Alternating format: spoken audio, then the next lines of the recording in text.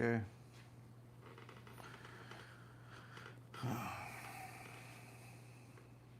Mic check.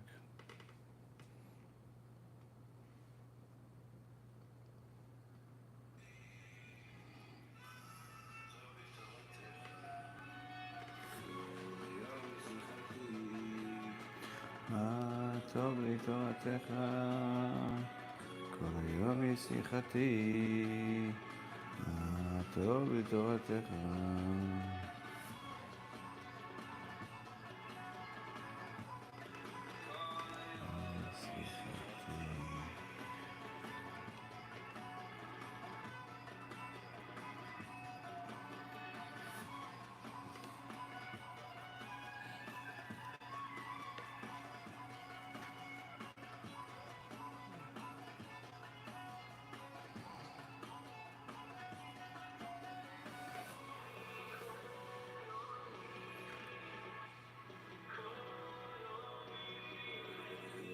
Good job, you got 98 in Navi quiz. Zako Baruch.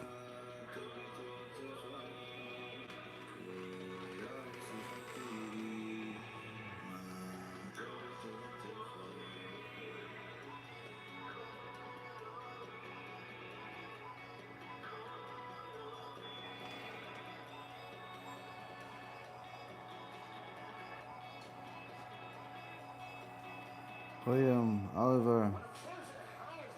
Mitzvot. Everything doesn't disappear. It just becomes insignificant. The problems can still be there, the sickness can still be there, but it simply loses its value.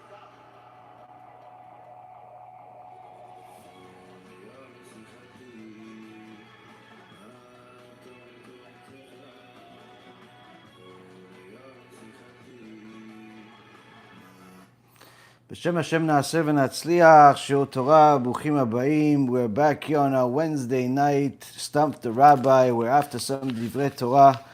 You guys will ask some questions and Be'ezrat Hashem HaKadosh Baruch Hu will give us the answers. Tonight's shiur is going to be for the Ilui Nishmat of Kira Bat Binyamin Vehinda Rachel.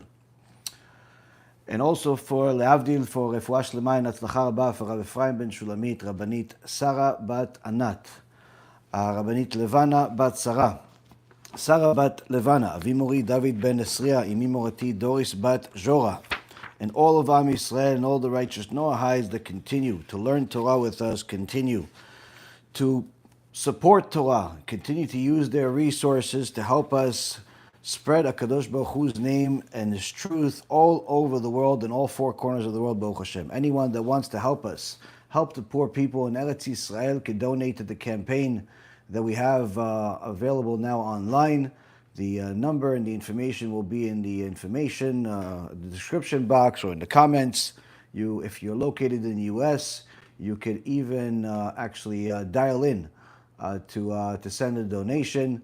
All that information, Be'ezrat Hashem, will be on the screen. You could text 53555, the word Chesed, Chesed, and automatically you will get a link of the actual campaign. So, with that being said, Rabotai Kareem, I want to talk to you about something. I want to tell you guys a story.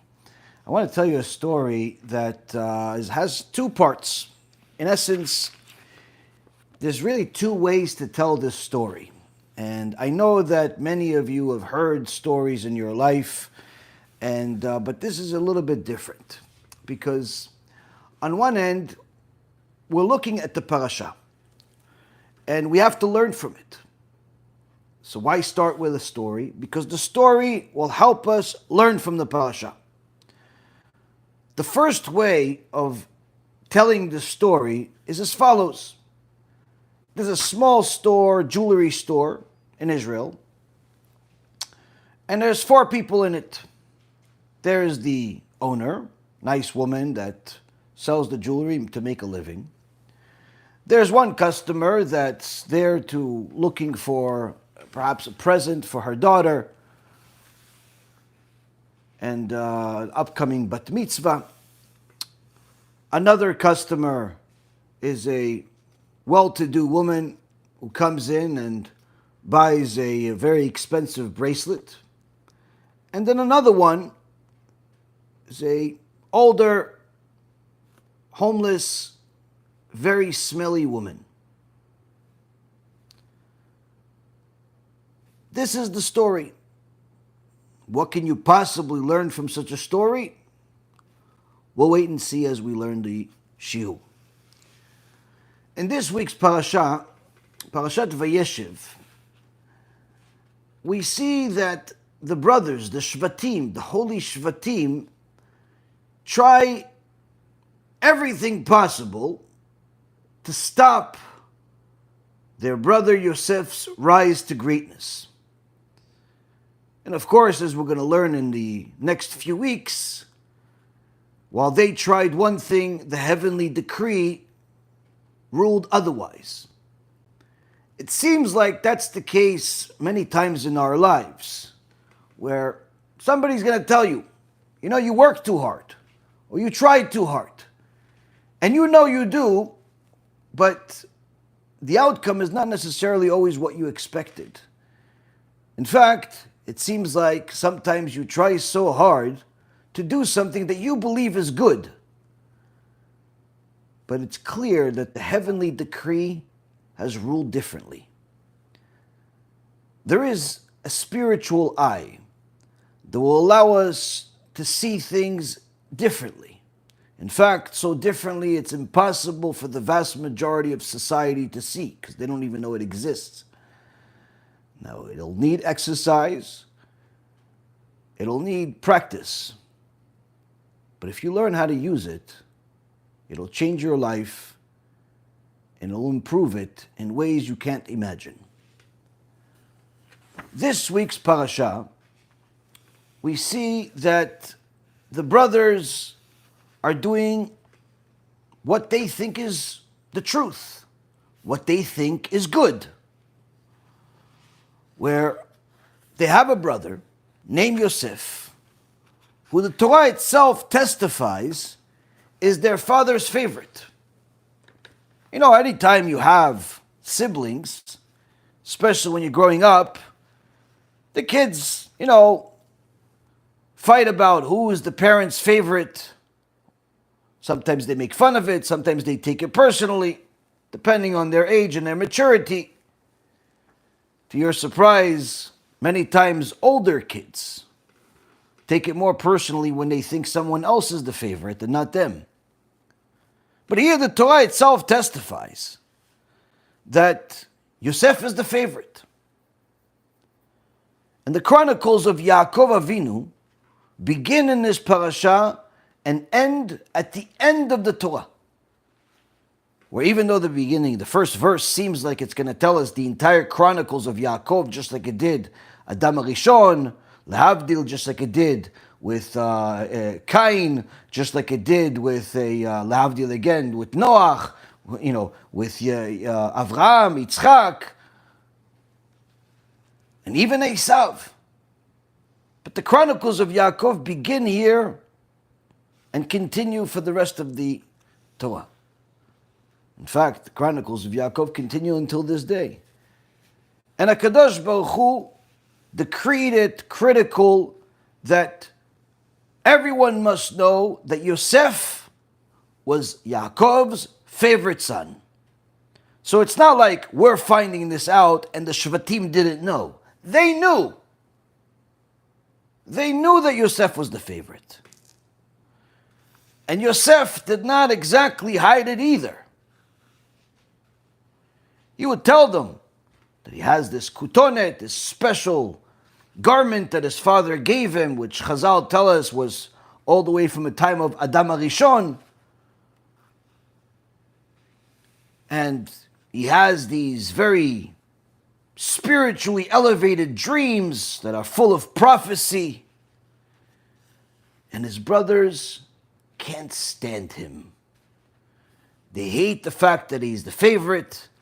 They hate the fact that he dreams these dreams, and it causes them to eventually sell him, which was actually better than the original decree they had, which was to kill him. Now, as much as they tried, we first have to understand why.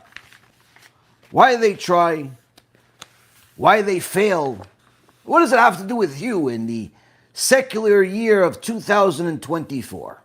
When you try also, and don't necessarily always succeed.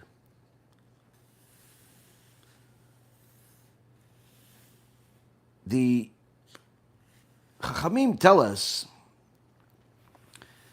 in Dat Skinim, that Yosef didn't just tell his brothers about the dreams. He was one of these little annoying kids that just keeps telling you the same thing 50 times. He kept telling them about the dreams, the same ones over and over again. Well, did you guys hear my dream? Well, what the dream? Well, I ended up being standing and you guys all bowed to me. Oh, okay, fine. All right, kid. Yeah, go. We got to go to work. Okay. Hey, guys, what's going on? Great. Did you hear about my dream? What dream? No, I stand and you guys all bow to me. You told us the dream already. Yeah, but, you remember? Yeah, okay. Hey, what's going on? What are you guys doing? We're working. Did you hear about my dream? Hey, listen, I was standing and you guys were bowing to me. Again with the dream. Yalla, Yosef, go already, go. They had it with it. They had it with this dream. And the Radak says that it appears that Yosef had multiple dreams and he kept telling them to his brothers. But he told them in such a way that they understood it to be pride, that he's standing over them with pride, that he's going to be a leader over them. And therefore, since they saw that he is showing pride, they said this cannot be from God, because God hates pride. God hates arrogant people. In fact, Chazal tells us that Hashem says, I cannot stand in the same room as someone that's arrogant. It's one of the most disgusting things in humanity. In fact, it's the source of all sins. Whether it's the sins that you're aware of, that pride leads to, or the ones that you're unaware of, like things like wasting seed, or adultery, or stealing from people. These are all sourced from pride, of people literally believing the world owes them something, or everything belongs to them. It's a disgusting habit, it's a disgusting midah, character trait, but unfortunately, unless you uproot it from your heart, it'll stay there and continue to grow like cancer. So when the brothers saw that Yosef was, from their perspective, showing pride, they said it cannot be from God. And in fact, since it cannot be from God, what he's saying that sounds prophetic, that sounds like he's telling us the future, makes him a liar. And that's another thing that God hates. God hates liars. As the Sharet Tshuva writes 700 years ago, there are 3 types of people that will never see the Pnei Shechina, the face of the Shechina. And one of them is Kat Shakranim, the group, the people, the cult of liars. Hashem hates liars because his signature is emet, truth. So now they have 2 cases against him. Not only is he prideful in their eyes, but he's also a liar. And of course, the Torah itself starts off the parasha by telling us that he was also a tattletale.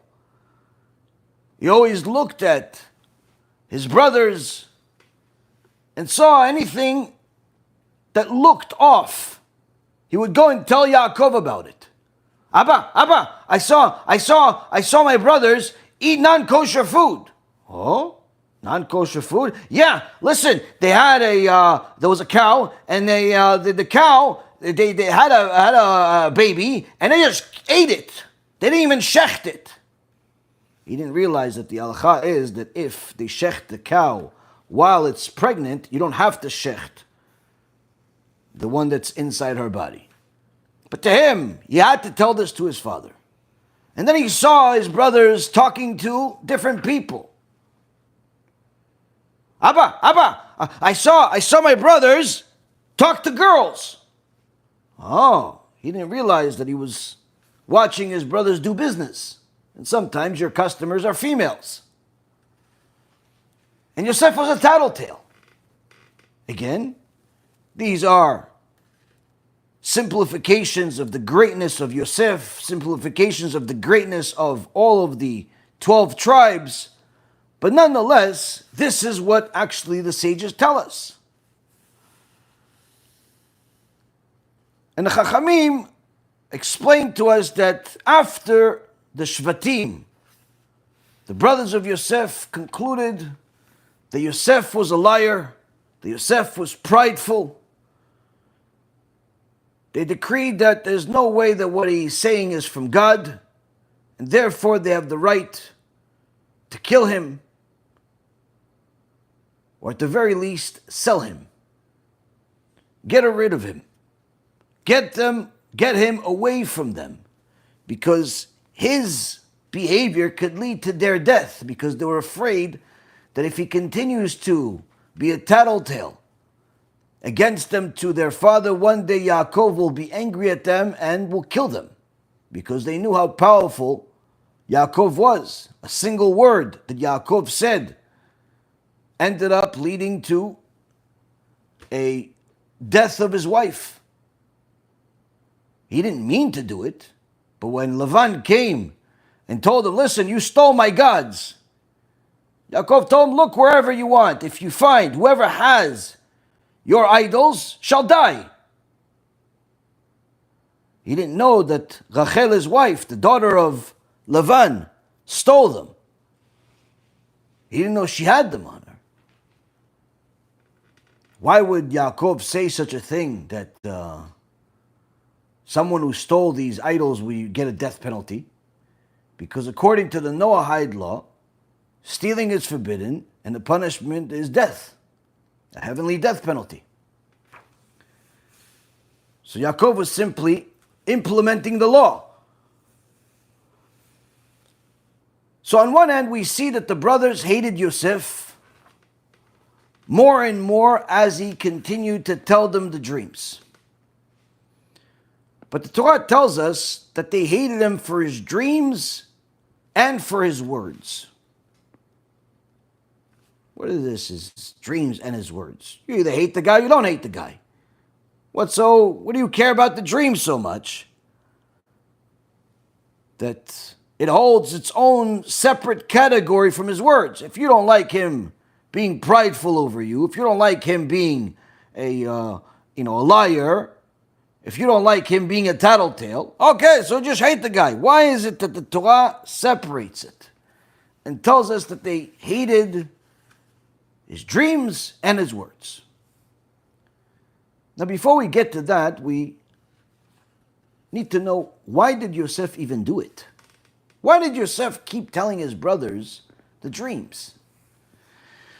The Gemara tells us that in Masechet Brachot, in page 55, that anytime a person has a real dream, and there are certain ways to determine whether something is a real dream or not, they should tell that dream to somebody that loves them. Because that somebody will then interpret the dream for them in a positive way, since they love them, and the interpretation influences the outcome of this dream. Meaning, whatever that person says your dream means is what it's actually going to mean. In essence, HaKadosh Baruch Hu instilled a power in the mouth of man to influence reality. And therefore, Yosef, who knew this, of course, came to his brothers who he believed loved him and wanted to tell them his dream. He wanted to know how his brothers will interpret it, if they're going to interpret it in a positive way. So that's why when they wouldn't interpret it, they would just keep going back. If he had another dream, it would come back. All he wanted to do is simply get a good interpretation of the dream. Because he knew that the interpretation is going to influence the outcome of this dream. Now his brothers saw that the dreams that Yosef was having were not ordinary dreams. They were prophetic dreams. And it was clear that something significant was going to happen to Yosef. He was meant to be a leader. And since he was one of the youngest, second youngest in the entire family, this didn't seem like it made sense. This didn't seem like it was a favorable thing for the rest of the brothers, and therefore they feared him being a leader. But what they ended up doing is they ended up interpreting the dream themselves and influencing the outcome. The Bet Levi, who we did a series about his teachings about bitachon some years ago, which until this day is one of the favorite series that people have. Short and extraordinary series. Many times I have students that tell me they've watched it multiple times and continue to watch it and continue to learn new things each time. The Bet Levi says, look at how the divine hand works. Hashem decreed for Am Yisrael to go to Egypt. It was necessary for Am Yisrael to go to Egypt to become slaves in order to rid themselves of certain character flaws, in order to humble them, in order to make them a better vessel for the Torah he wants to give them. And therefore he needed Yaakov to get there first. But since Yaakov was a tzaddik, to go and make Yaakov a slave was not something that Hashem desired to do. So therefore he had Yosef go there first. Struggle, suffer, but ultimately become the viceroy of Egypt, second only to Paro, which will then open up the door for Yaakov and his 70 souls, his family members, to come down to Egypt, at first prosper, at first multiply, but then eventually the heavenly decree of slavery would come.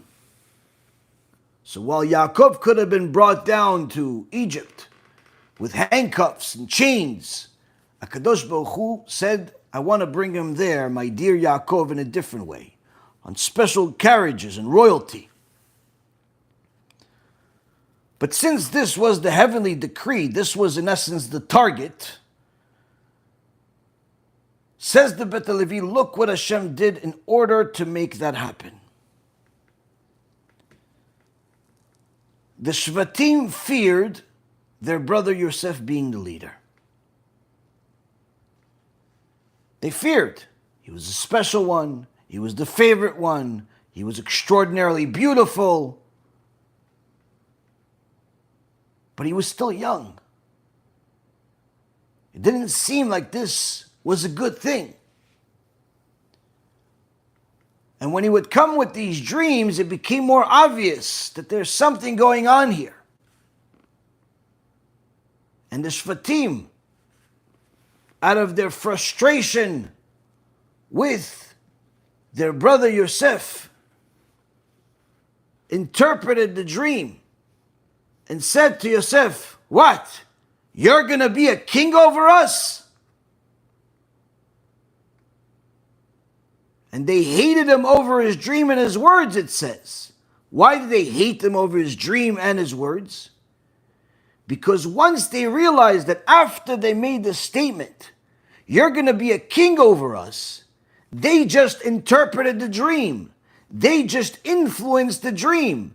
And therefore, they hated him because of the dream and also because of his words, because he told them the dream and caused them to interpret it in an unfavorable way that they feared all this time. This is the reason why the Shvatim did not respond the second time, that Yosef brought them a dream again. He brings them a dream, and you can look at the verses. It says he says the dream, but the brothers don't respond. And then he says the dream to his father Yaakov and to his brothers again. The same dream. And this time, the brothers don't respond. Yaakov does. Why don't the brothers respond? They learned their lesson already. Not to do it the first time. They were already upset the first time they interpreted it. And instead, Yaakov Avinu was left to respond. And then the Torah says, and Yaakov Avinu said, "You're going to be a king over us?" Yaakov Avinu interpreted the dream as well, the same way as the brothers. And then it says, and the brothers, the Shvatim, became jealous of Yosef. Until now, they hated him. They hated him because they thought it was pride. They hated him because they thought it was a lie. They hated him because of all of the reasons we already discussed. But now after they interpreted the dream in the same way that their father interpreted the dream, they knew this is a decree from heaven. And now they became jealous. How could this be that this kid's going to be a ruler? It cannot be the will of God. He's prideful. He's a liar.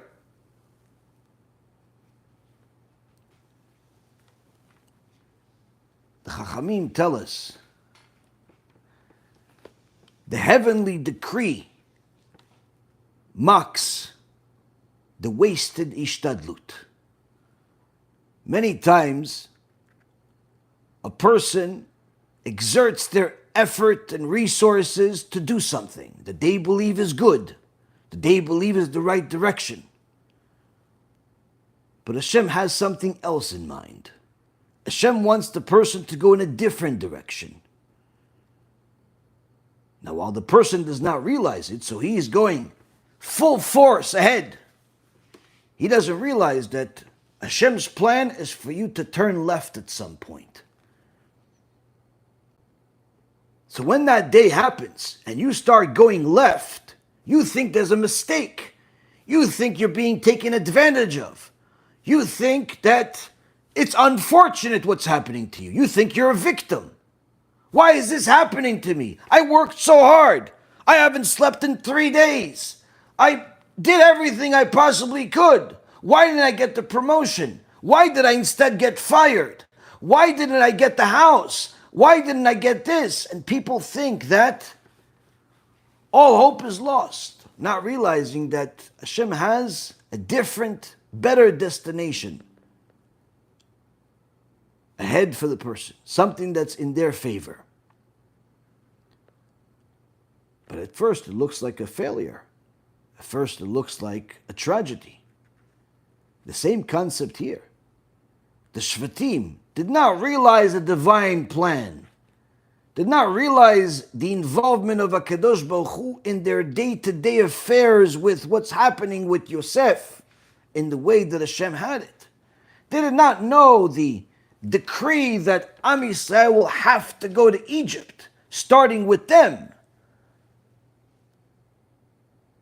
Everything was going fine, except this younger brother nuisance that was happening to them. So when they interpreted the dream in such a way, they couldn't add up that, oh, this is how Hashem is going to bring us to Egypt. That was not within their ability at the time. But the Bet Levi tells us Hashem had a plan for Am Yisrael to go to Egypt. And he allowed the Shvatim in their own free will to do whatever it is that they like, yet still arrive at the destination that Hashem decreed. Meaning Hashem doesn't pick your actions. You can do whatever you want. but he does choose the destination. So sometimes a person will exert an enormous amount of effort on something, but the divine decree laughs at it. Not in a mocking way, but in a way where you're trying to go right, thinking that that's the best way, when I already know that left is what's best for you. Now, left to you looks like a tragedy. Left to you looks like a failure. Left to you looks like all hope is lost. But left is where you're going to see happiness. So no matter what the Shvatim tried to do, in essence, they became a tool that Hashem used in order to implement His divine plan. Years ago, times were difficult. I had a landlord that said he was religious. Didn't act so religious though. And we were living in a house. We just had our third child, Baruch Hashem. And even though we had everything we needed, literally we were living miracle to miracle every month. And one day, during some of the worst times in recent history, this landlord decided that he wants us to leave the house so he can sell it instead of repair it, even though we had a contract, even though we had an agreement. And fight as you may, there's not much you can do. You have to leave. It's either you're going to leave and use whatever resources you have to move on with your life, or you delay and use your resources to pay lawyers and end up leaving anyway. There was one problem. We didn't have enough money to move. We couldn't find a house that was within the price range that we could afford, which was virtually nothing. And the only thing that was available was a house that was even more expensive than one we had, in a location we knew nothing about, and we had no chance in the world of being able to afford it. Now this landlord is sending us all types of threats, legal papers, messages, annoying situation. And even though we know we're in the right, even though we've always paid on time, we've never delayed, we've never had any issues, he's violating the law, he's violating the Halacha, but the reality is we need to find someplace else to live. Sometimes it doesn't matter whether you're right or wrong. It looked like all the effort we've exerted to be honest, to be just, to be ethical, were to no avail. Because not only was this happening, but even if we wanted to move, how are we going to afford it?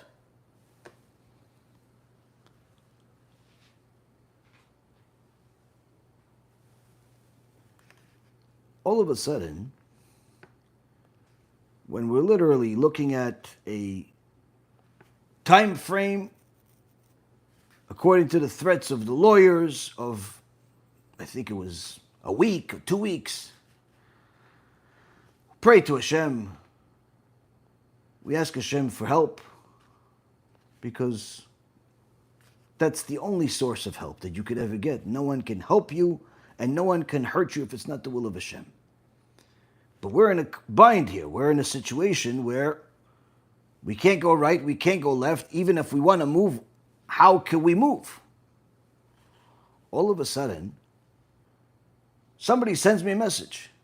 Hey, Rabbi, you don't know who I am, but I love your lectures. It's changing my life. Baruch Hashem, I've gotten many of those messages over the years. Countless. And I thank Hashem for them every day.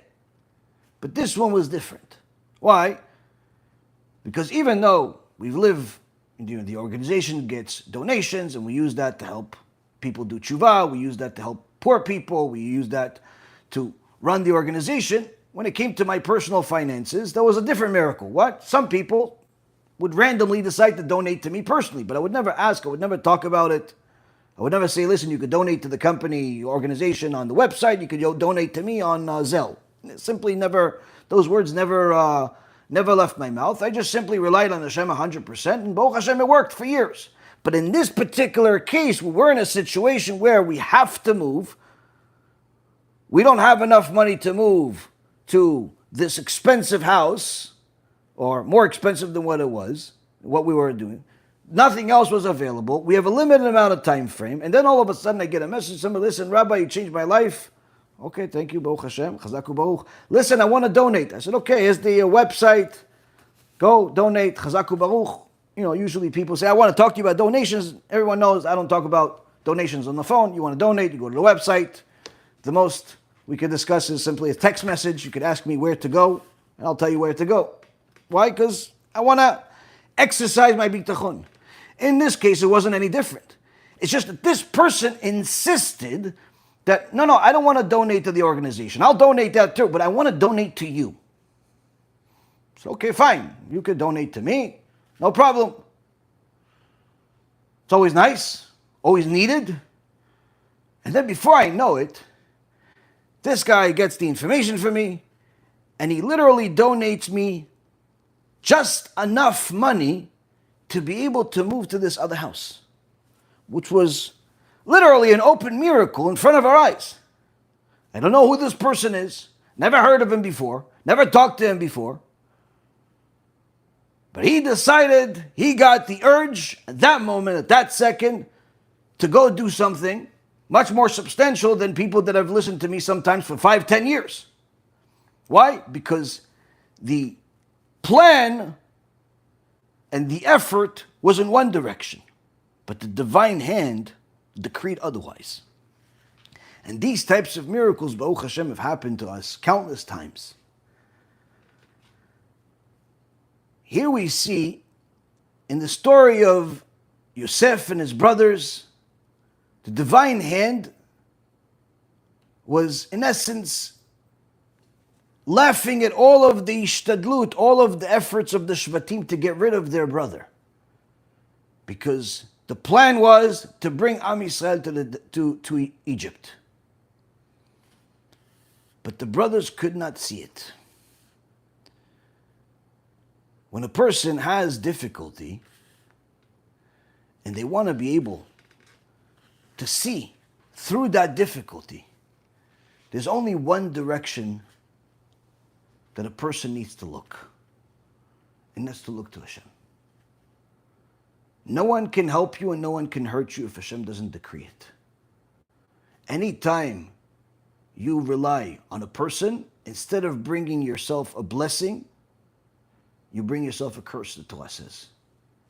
And that's why many times when people invest all of their efforts to have some type of politician, some type of judge, help them, the prophet Micha says, Kadosh Baruch Hu already told us that when you rely on a person, that brings a curse on you.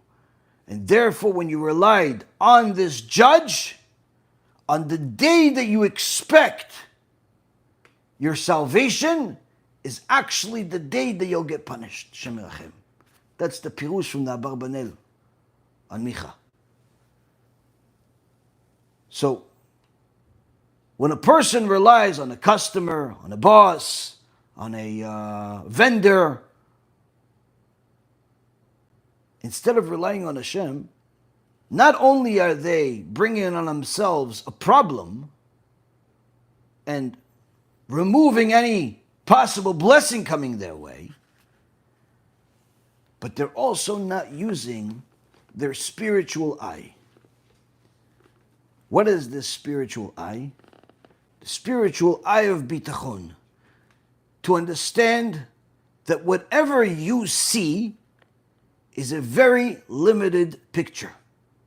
You just see the wall that's in front of you. You just see the problem that's in front of you. You just see the difficulty you've endured to get to this point and where you want to be. The spiritual eye has to look elsewhere, has to look above, has to look at Hashem, whatever I'm doing, you're the one that's giving me power to do it. Whatever success I've had, you're the one that gave it to me. Whatever success I will have, you're the one that's going to give it to me. So whether my success will come from this customer or that customer, this vendor or that vendor, this product or that product, this donor or that donor, doesn't make a difference to me. All I want to do is just follow what you say. But in the meantime, since I don't know which is the best direction, I'm going to exert whatever effort I have to go in a direction that I see fit, that's in accordance with the Torah, that's in accordance with common sense and logic. But if the destination is elsewhere, thank you, Hashem, for taking me through this journey so I can learn everything I can learn from it, including the lesson that my efforts do not mean a positive outcome. No matter how much efforts, no matter how much money, no matter how much IQ, efforts do not lead to an outcome that's positive. Because a Kadosh Baruch Hu is in charge of the outcome. You're in charge of the effort. He may want you to go in a certain direction, to learn certain things, to meet certain people, to make certain connections, to suffer certain pains, because you'll need them somewhere down the road. But what about the destination that I was hoping for? Oh, no, destination is something completely different. He's going to bring you somewhere else for the destination. The destination he has for you is much, much better than what you hoped for. Yeah, but why can't he just give it to me in the way I want? Because the way you want is wrong. Because you're not opening your spiritual eye, you're opening just your materialistic eye. And that's why in the story that we said earlier, the first version seems so dry, so empty, so purposeless, that it's like many people's experiences in their life when they fail or when they simply don't get to where they want to. It seems like, why did this happen to me? Why did I lose money? Why did I get hurt? Why did I this? Why did I that? People ask why. They don't realize how much value is in every aspect of your life. And the value is not always connected to the destination, because again, the destination is in the hands of Hashem. Everything is from heaven except the fear of heaven. Everything meaning the outcome of your work, the outcome of your life, as far as whether you'll get married or not, whether you'll have children or not, whether you'll be healthy or not, whether you'll how long you'll live, when chas v'shalom a person will die, whether you'll be rich or poor, whether you'll get a raise at the job or you'll get fired at the job, whether you'll win the lawsuit, lose the lawsuit. All of these things are in the hands of Hashem. The only thing that's in our hands is whether we live a life with fear of Hashem as our guide. Meaning, I'm only going to do step 1, 2, and 3 if it's in accordance with what the Torah allows me to do. If it's allowed, I'll go with it. If it's forbidden, I'm not going with it. Why aren't you going with it? The forbidden way seems like a more profitable way. The forbidden way seems like a more fun way. I'm not going with it because it's against the Torah, and I have yirat shamayim, I have fear of Hashem. So if a person first, before taking a step, decides that his life is going to be guided by the Torah, automatically his journey to the purpose of his life to his destination is going to be a lot more prosperous. Why? Because if Hashem is your guide, you can't go wrong. Even if it looks like you're wrong along the way, don't worry, the destination is for sure a big success. In every aspect, whether it's material or it's spiritual or whether it's getting married, having everything that you're going to do. If Hashem is your guide, for sure you're going to succeed. But if your ego is your guide, then you're failing in every step of the way. And that's why everything is from heaven except the fear of heaven. The outcome of everything that we do, that's in the hands of Hashem. But whether you fear Hashem or not, that's in your hands. Fear of Hashem or not doesn't mean you just watch the Gehenom film every single day. That doesn't mean you fear Hashem. There's some people that just watch it for entertainment, but they're still Hashem. Fear of Hashem means before I do everything, I look at what is Da'at Torah. I ask my rabbi, what's Da'at Torah here? Am I allowed to go? Not allowed to go. Am I allowed to buy? Not allowed to buy. Should I buy? Should I not buy? Should I get married? Should I not get married? Should I this? Should I that? They, in essence, always consult with Da'at Torah, with the opinion of the Torah,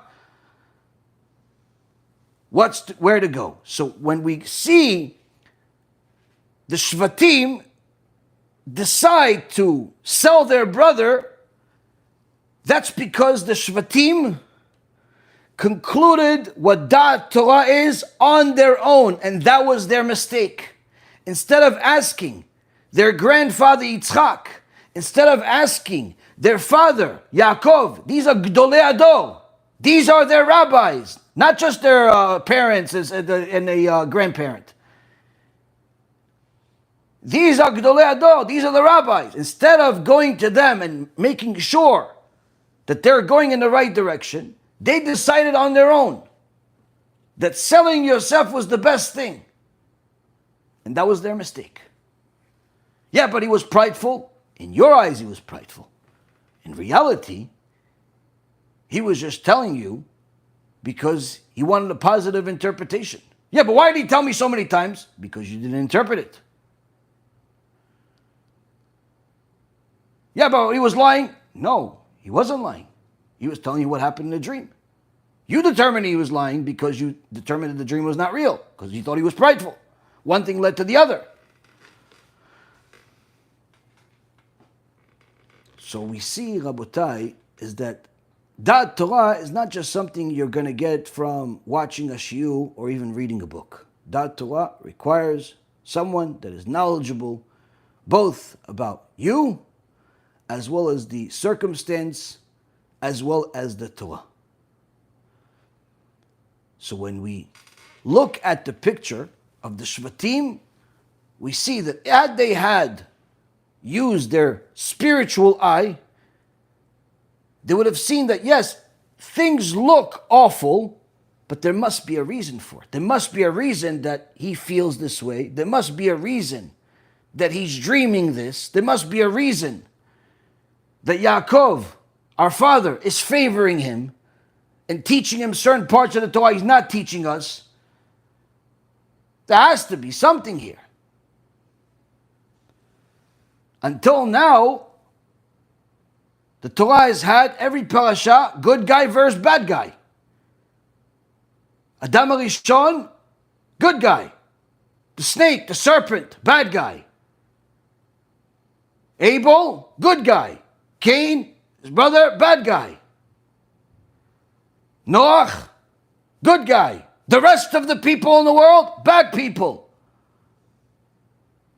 Avraham Avinu, good guy. Nimrod and everyone else, bad people. Yitzchak, fighting Avimelech and his people. Ishmael, all the way until this day, all types of problems. The Satan himself, Yaakov Avinu, fighting Esav, fighting Lavan, good guy versus bad guy. But here we have Yosef, good, his brothers, good. But since they were using their logic and not dat Torah, they weren't able to access that spiritual eye that's going to allow you to see things from a different perspective. When a person goes through their life only using their logic and their common sense, they're bound to add many, many more bumps to the road that are unnecessary, self-inflicted pain. As Shlomo HaMelech says, "Ivelet Adam tesalev darko ve'al Adonai yiz'af libo." The stupidity of man will cause him to sin against God, and then he gets angry at God for punishing him.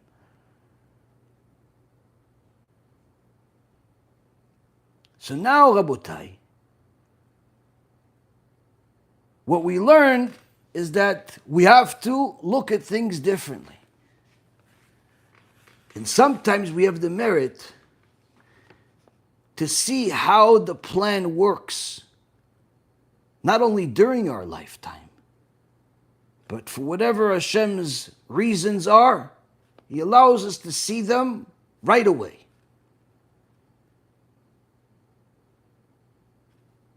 Difficulty, horrible landlord, kicking you out even though it's against the contract.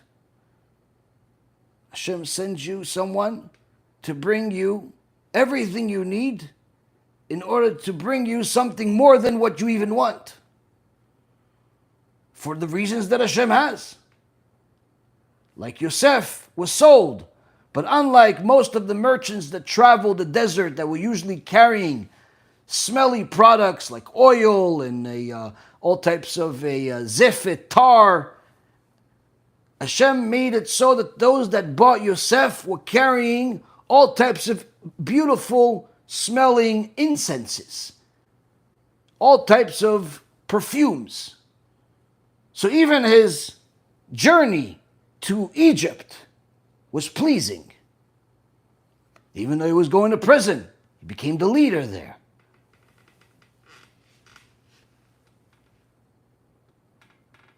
In the story of the store,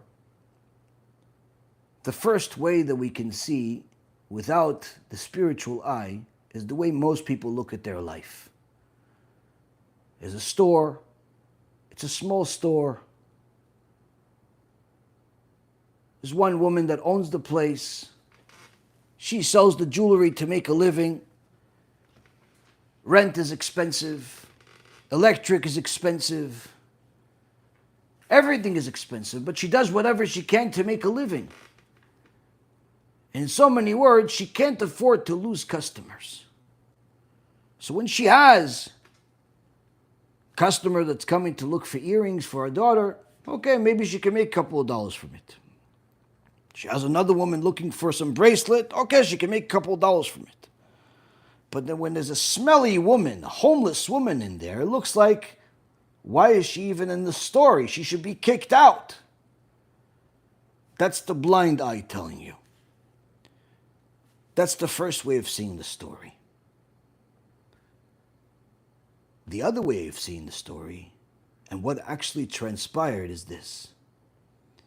The woman that was looking to buy her daughter some type of present, some type of gift, went to a local jewelry store.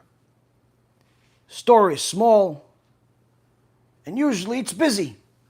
But today she saw, already from afar, the store is empty. You know, since it's so small, you can always see if there's people there. In this case, completely empty except one woman that looks homeless, sitting down on some chair or couch. She doesn't look she has any money to buy any jewelry, needless to say, be a customer. But as this woman comes closer and closer to the store, she notices there's a certain foul smell that's getting stronger and stronger. As she walks into the store, this horrible smell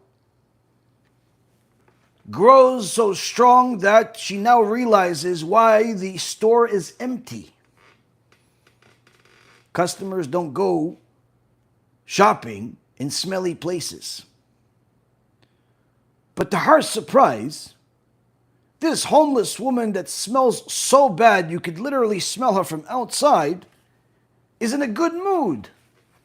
And the owner, instead of being upset that there's somebody smelly that's scaring away all the customers, the owner is also happy. And they're actually happy talking to each other. And the owner is giving her something to drink, making sure she's comfortable, giving her a place to sit, making her feel at home. Yeah, but what about the customers? To pay the electric, to pay the rent, to pay the difficulties. All of that can wait. But people are not going to come to the store. Apparently it doesn't matter. And as this woman is looking for a little present and enjoying the smell and aroma unique to today's environment in this store, suddenly a well-to-do woman comes into the place as if she does not smell anything. She comes in, she looks, and she asks the owner of the place, "Do you have gold bracelets? Or do you want fake gold, real gold? What kind of gold?" No, real gold. Sure. She shows her, and literally within 5 minutes, which is a miracle of its own. For a woman to pick anything within 5 minutes already makes the story sound fake, but it's real. Within literally 5 minutes, this woman buys, I believe, the most expensive product in the store. She buys it, she pays for it, and she leaves.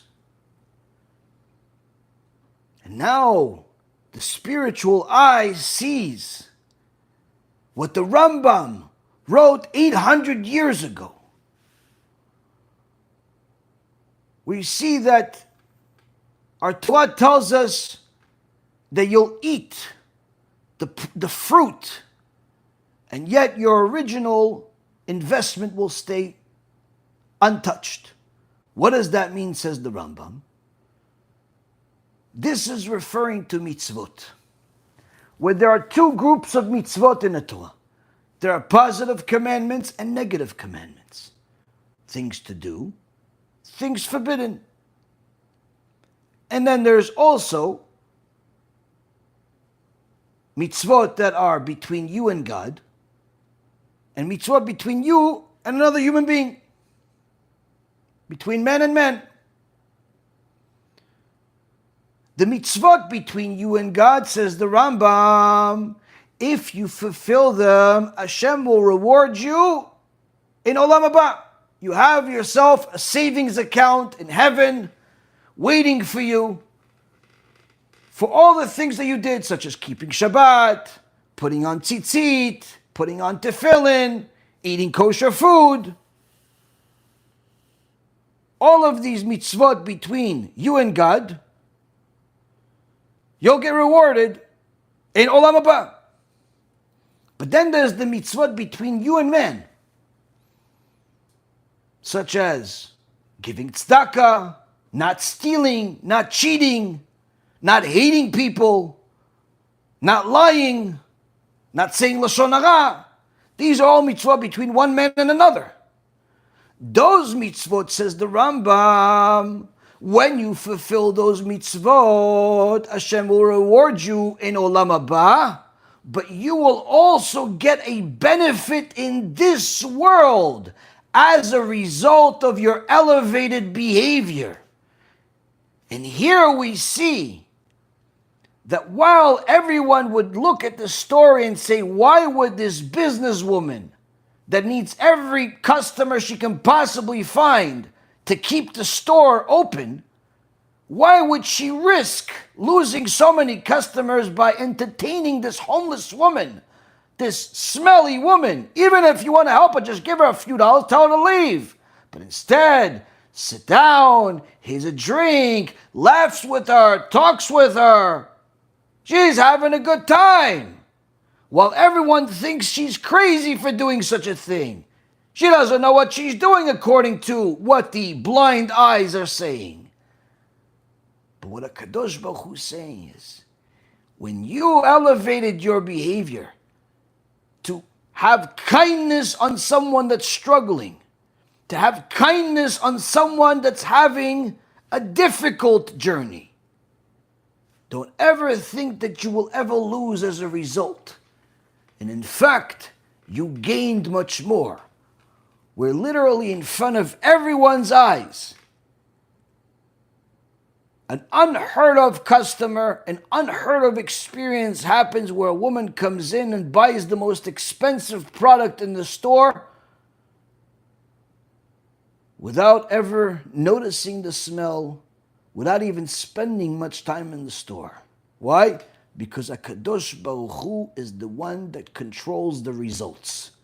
You exerted yourself with your efforts by elevating your behavior to care for your brother, to care for your sister, more than you care for your pocket, because you know that your pocket, Hashem is in control of it.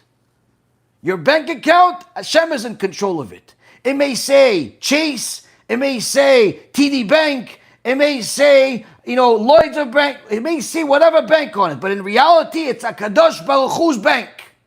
He's the one that decides whether you have a positive balance or a negative balance. When you believe that, all of a sudden you're starting to use your spiritual eye. This, Rabotai Karim, is one of the most extraordinary lessons that a person can add to their life and see miracles. Because the more you believe in Hashem, the more you realize there is no such thing as anything going wrong. No such thing as anything going wrong. Everything is part of the plan. You just didn't know about it. Bezot Hashem. The miracles that you heard here are going to be standard in your life because Hashem sees that you have merited to see them. And to make sure that you guys have even enough stories to take home and even share with your friends on Shabbat, I'll give you another one. Some time ago, I got a bill. But this is not the kind of bill that I get every single day from whether it's electric bill, rent bill, some type of vendor bill. There's endless bills, lots and lots of bills to run the organization, to run our life, and Baruch Hashem, Hashem provides. But this bill wasn't a nice bill. This bill was from the IRS, which is Gimatria Amalek. Now, I didn't have any problems with the IRS, but apparently they didn't agree. They sent me a bill for $400,000. Now, if I was still working on Wall Street, this wouldn't necessarily be such a problem. But I'm not, and I haven't for many years. And I have no idea why they think I owe them $400,000. So after calls and trying to figure out what happened here, at all times I know that HaKadosh Baruch Hu has a beautiful present for me, even though it kind of smells, even though it's kind of ugly at first. Long story short, we find out that apparently the one loan that I had for many, many years ago was was actually titled as something that was given to me as income according to the IRS, and now I owe this money. Without wasting too much time giving the details, in so many words, the IRS determined that I owe all this money. Now, of course, I called the bank. I tried to tell them, listen, this is a mistake. This is, obviously you didn't give me this money. This is money I borrowed. This was for our house. This was for this was for that. But it seemed like it was to no avail. I'm chasing my tail, trying to figure out what's going on. But at all times, I know that Hashem runs the world. I know that we're in the right path. I know that we're helping people. I know that HaKadosh Baruch Hu is holding me like a little baby. I just don't know where he's taking me. Long story short, eventually, I get in touch with a accountant that I know. I tell him, listen, I have this issue. All of a sudden, I have this huge bill. I have no idea how this even happened. Okay, no problem. I'll take care of it for you. He tries to look at it. Oh, yeah, they made a mistake here. They made a mistake there. This, that, the other thing. No problem. We'll take care of it. Fine, fantastic. I'm already pleased that he's going to take care of it and I won't owe this money. But through the process of him looking at things and finding things and all of these different things, he tells me, hey, listen, Rabbi, is a mistake here. I said, yeah, that's why we have this bill. No, it's a different one. So what? See, on this year, on this filing, something was missed. So what, there's more problem? He goes, no. Now, instead of you owing money, the government's going to send you a small little refund. I said, what? They're going to give me money? I said, yeah. Why? Because you didn't do this and didn't do that, and there was certain things that are available because of this and because of that, all these different rules. And instead of owing $400,000, HaKadosh Baruch Hu decided to send me a present for $17,000. And it was exactly the amount of money that we needed for certain things that happened at the time. Now, Rabotai Karim, how difficult is this for Hashem? Whether it's 17,000 or 17 million. How difficult is it for me? It depends on how much emunah I have. How difficult is it for you? It depends how much emunah you have. If you have your spiritual eye open at all times, and you know that everything is from Hashem, the outcome is always in the hands of Hashem. The only thing you can do is effort. That's the only thing you can do. If you can do that, then everything is easy. Yeah, but you just got a tax bill for $400,000. Easy. Yeah, but you're just sick. Easy. Yeah, but just late. Easy. Yeah, just this XYZ. Easy. Everything is easy. Why is it easy? How can it be possibly easy? Because Hashem runs the world. What do you mean? I'm going to tell him how to do his job. He runs the world. He's the king. I'm just trying to fit into this extraordinary world he has. Everything is easy for him. And if you want it to be easy for you, open up your spiritual eye. Look up at the heavens and say, Ishtabach Shimcha La'ad. Thank you, Hashem, for everything. Even if sometimes it smells at first. Even if sometimes it hurts at first. Eventually, you'll see that it was for your own good. In fact, was the best possible option out of all the options available. That's what Rabbi Akiva says at the end of the Gemara Masechet Brachot. Everything that the merciful one does is always the best. Not just sometimes the best, always the best. The more we have our spiritual eye open, looking at the heavens and realizing everything is from Him, the easier the journey becomes and the less suffering we have. Because the primary suffering people have is in here. It's in their mind, it's in their heart. If they point those two to Hashem, all of a sudden everything is easy. And Bezod Hashem, it'll become easy for all of us. With that being said, Rabotai Karim, you guys can start asking some questions, and Bezod Hashem, HaKadosh Baruch Hu will give us the answers. Do I have a problem with Christians? If the Christians are practicing their religion on their in their churches, in their places, in their life, and they're not trying to missionize Jews to become Christians. I don't have any problems with Christians. If they want to worship, they want to worship the way they want to worship. I don't have any problem with what they do. The only problem I have is when they either try to kill us physically or spiritually. Physically, I don't have to explain. You could just simply look at the history between the Christians and the Jews over the last couple of thousand years. It hasn't been pretty. And spiritually, it also hasn't been pretty. In fact, has led to many of the murders because they tried to convert us, and if we didn't convert, they killed us. So today, Baruch Hashem, the Christians are generally not trying to kill us physically, but they're still trying to kill us spiritually, and they're having some success at it. Some reports in recent years have said that nearly 500,000 Jews have converted to Christianity in the last 25 years. 500,000 Jews is an enormous number for Jewish people. We're not Chinese that we have almost 2 billion people, or Indian that have nearly 2 billion people. There's, give or take, between 15 to 20 million Jews that we know of in the world. 500,000, an extraordinary number. You're talking about 2.5% to 4% of the total population. So when Christians missionized Jews and tried to convert them to Christianity, typically it's with disguise. Typically they pretend to be Jewish. Typically they pretend that Christianity is really another version of Judaism. They call themselves Messianic Jews. Typically it's with lies.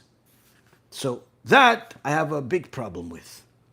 And that's why we address it in our lectures. Not only because it hurts our people when they Christians missionize, but also because it hurts the Christians when they continue believing these things that they believe, because according to our Torah, their belief system is 100% idolatry. If you just simply read what the Torah says and not what your pastor or priest tell you to read, you'll see that there is more unanswered questions in Christianity than there are answers. In fact, in Christianity, you're not allowed to ask questions. You're supposed to have blind faith. In Judaism, if you don't ask questions, the sages say, Lo baishan lamed. If you're too shy to ask questions, you're never going to learn Torah. You're never going to know the truth. In so many words, in Judaism, it's the exact opposite. You have to ask questions. If you want to know the truth, you have to ask questions. So, again, if the Christians or Muslims or Buddhists or whatever they are practice their religion in their way, in their place, they could do whatever they want. It's not my business to tell them what to do. If they come to me, they ask for advice, I'll tell them the truth. I'll never hold it back from them. I'll tell them what the truth is about their religion is that I know. And I know a lot about it because I've investigated it. I've spent years studying all of these things. But either way, again, I'm never going to go to some Christian event or some lecture or even some video and start commenting on it that they should stop being Christians. It's never going to happen. You're never going to find a Jew do that. But you do find many Christians come to lectures of mine and other rabbis and Jewish events and synagogues and try to missionize. So the attack, the spiritual attack, is happening on a regular basis. And that I have a big problem with. That all Jews should have a problem with.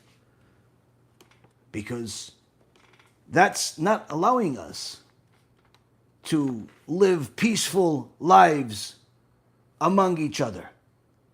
It's in essence forcing us to be in conflict with each other because they're infiltrating our communities, trying to force us to become Christians. So that's a problem. And that will always be a problem until Mashiach comes and resolves all those problems by eliminating anyone that doesn't believe in God and in His holy Torah. And unfortunately, for those that stay loyal to Christianity, it's not going to be a good day for them. But those that abandon it, those that follow what the Torah says, it'll be their ultimate salvation.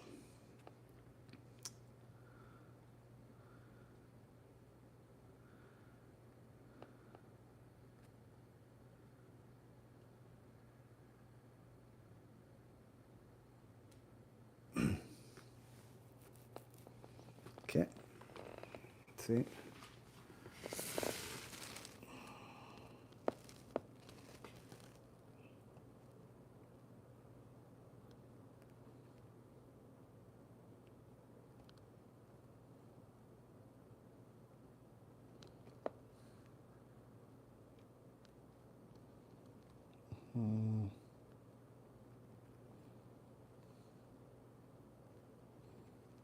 What is a tithe?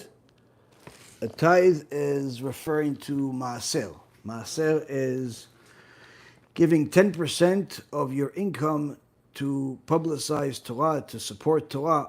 That's a maaser. That's what it is referring to as tithe. This all began at the time of the Bet HaMikdash, but is still followed by many religious Jews until this day to give 10% of their income to some type of Torah cause.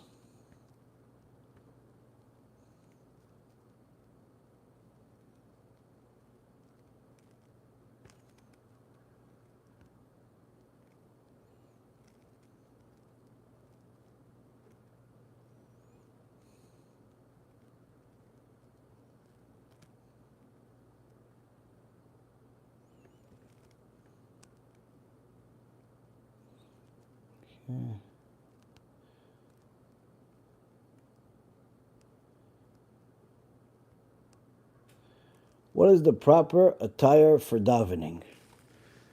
The proper attire is to look presentable, to look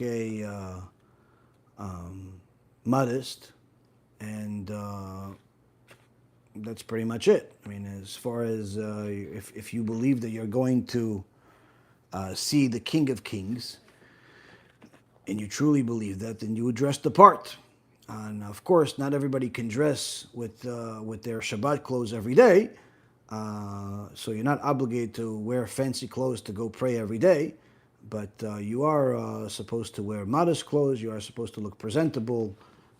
So if you smell terrible, or you have some type of filth in your shoes, or then obviously you need to clean yourself up before you pray.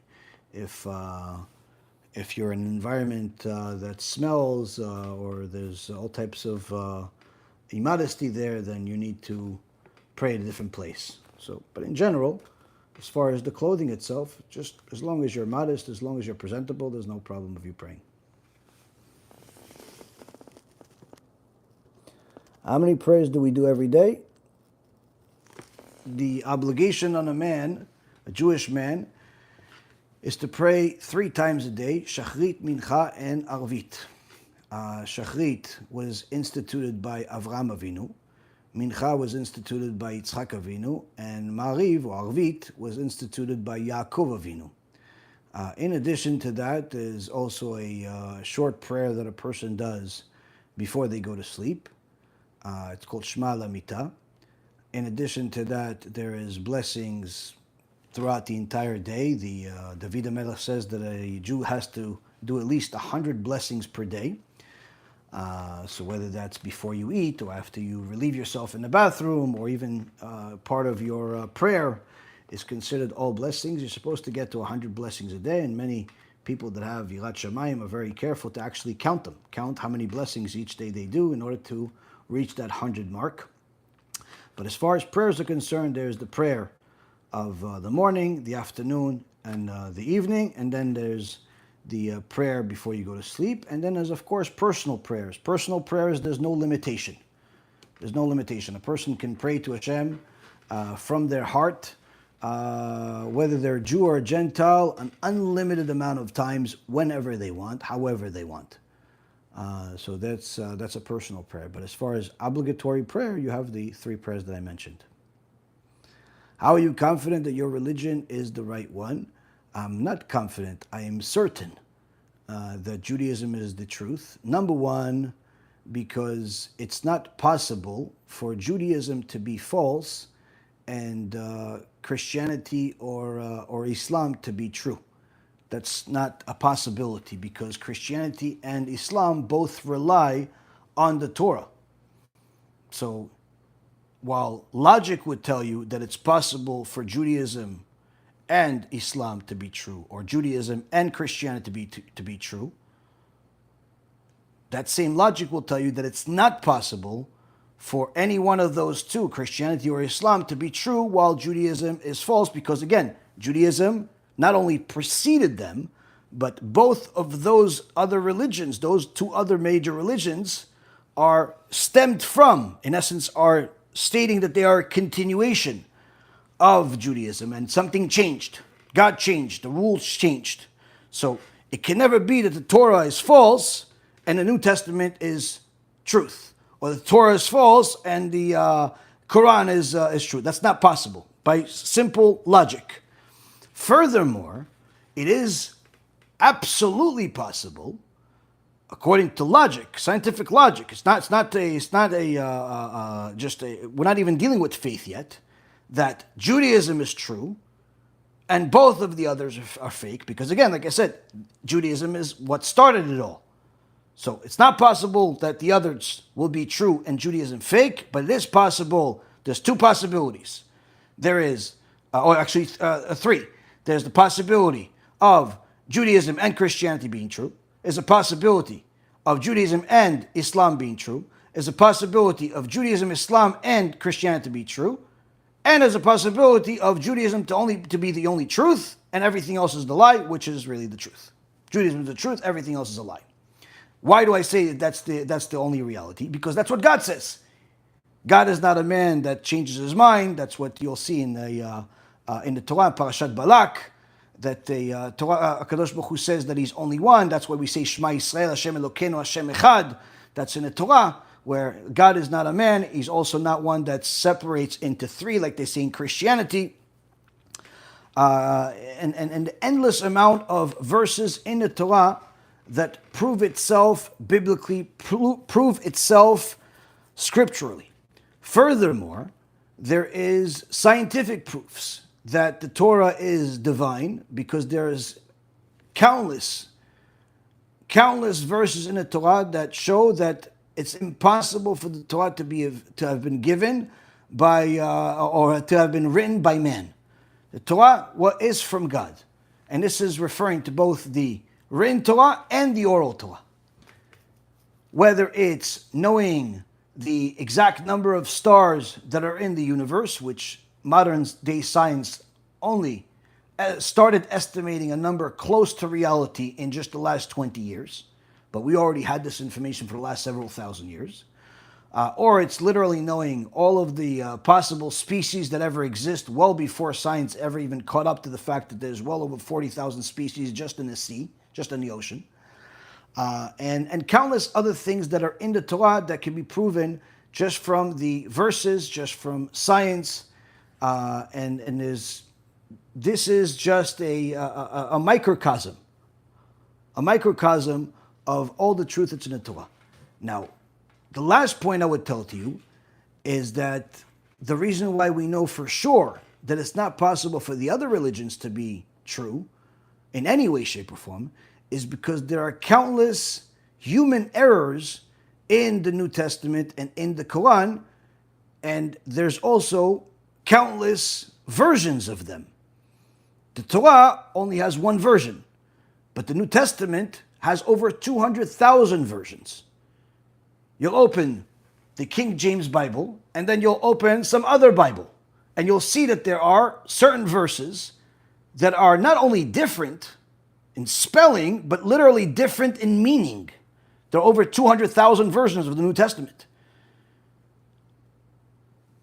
In comparison to Islam and their Quran, there are over 9,000 versions of the Quran.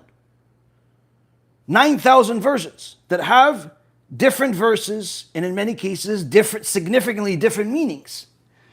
So even if one were to say that one New Testament is the truth, or one Quran is true, which one is it out of the 200,000 versions? And who said it is? How could we rely on him? So it's clear that the New Testament and the Quran have human errors, not just because of the numbers that they have, but also because of what they say. In the New Testament, there are countless verses that contradict the Torah. If the New Testament is in essence a continuation of the Torah, which is they call the Old Testament, that means it has to agree with it, not contradict it.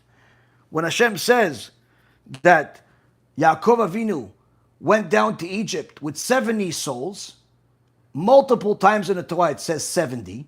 When the New Testament says 75, we see here there's a human error. And don't tell me, no, we counted different. There is no counting different. There is what the Torah says, and that's it. When HaKadosh Baruch Hu says that the cave of Machpelah is in Shechem, and the New Testament says it's in Nablus, in a different city, that's not just a human error, an archaeological error, but that's something you could see with your own eyes. You could see literally where the cave of Machpelah is now. It's still around. People go there literally every day. You could see that the New Testament has the wrong address. And there are countless errors in the New Testament that I've mentioned in other lectures. If you want to know those other things, you could just simply go to my YouTube page and just write the name either New Testament or Jesus, and you'll see the different lectures that I made about this topic, naming many, many mistakes. In the case of Islam, there's also similar errors there, where they say that they believe that Moshe Rabbeinu, his sister Miriam, which the Torah obviously clearly praises and speaks about and mentions her in many verses. The Quran says that Miriam, the sister, the holy sister of Moshe Rabbeinu, was also the mother of Yoshke, the mother of Jesus. Now this is not only stupid, this is something that's easy to prove otherwise. Why? Because there is over 1,000-year difference between the lifetime of Moshe Rabbeinu and Miriam, who died in the desert, and when Jesus actually lived. So how could she possibly be his mother?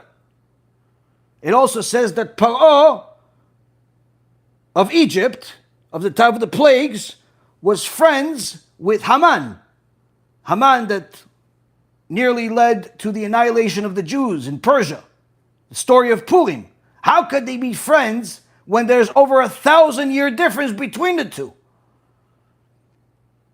So these foolish human errors are very simple to highlight, that the New Testament and the Quran are not only not divine, they're complete falsehood.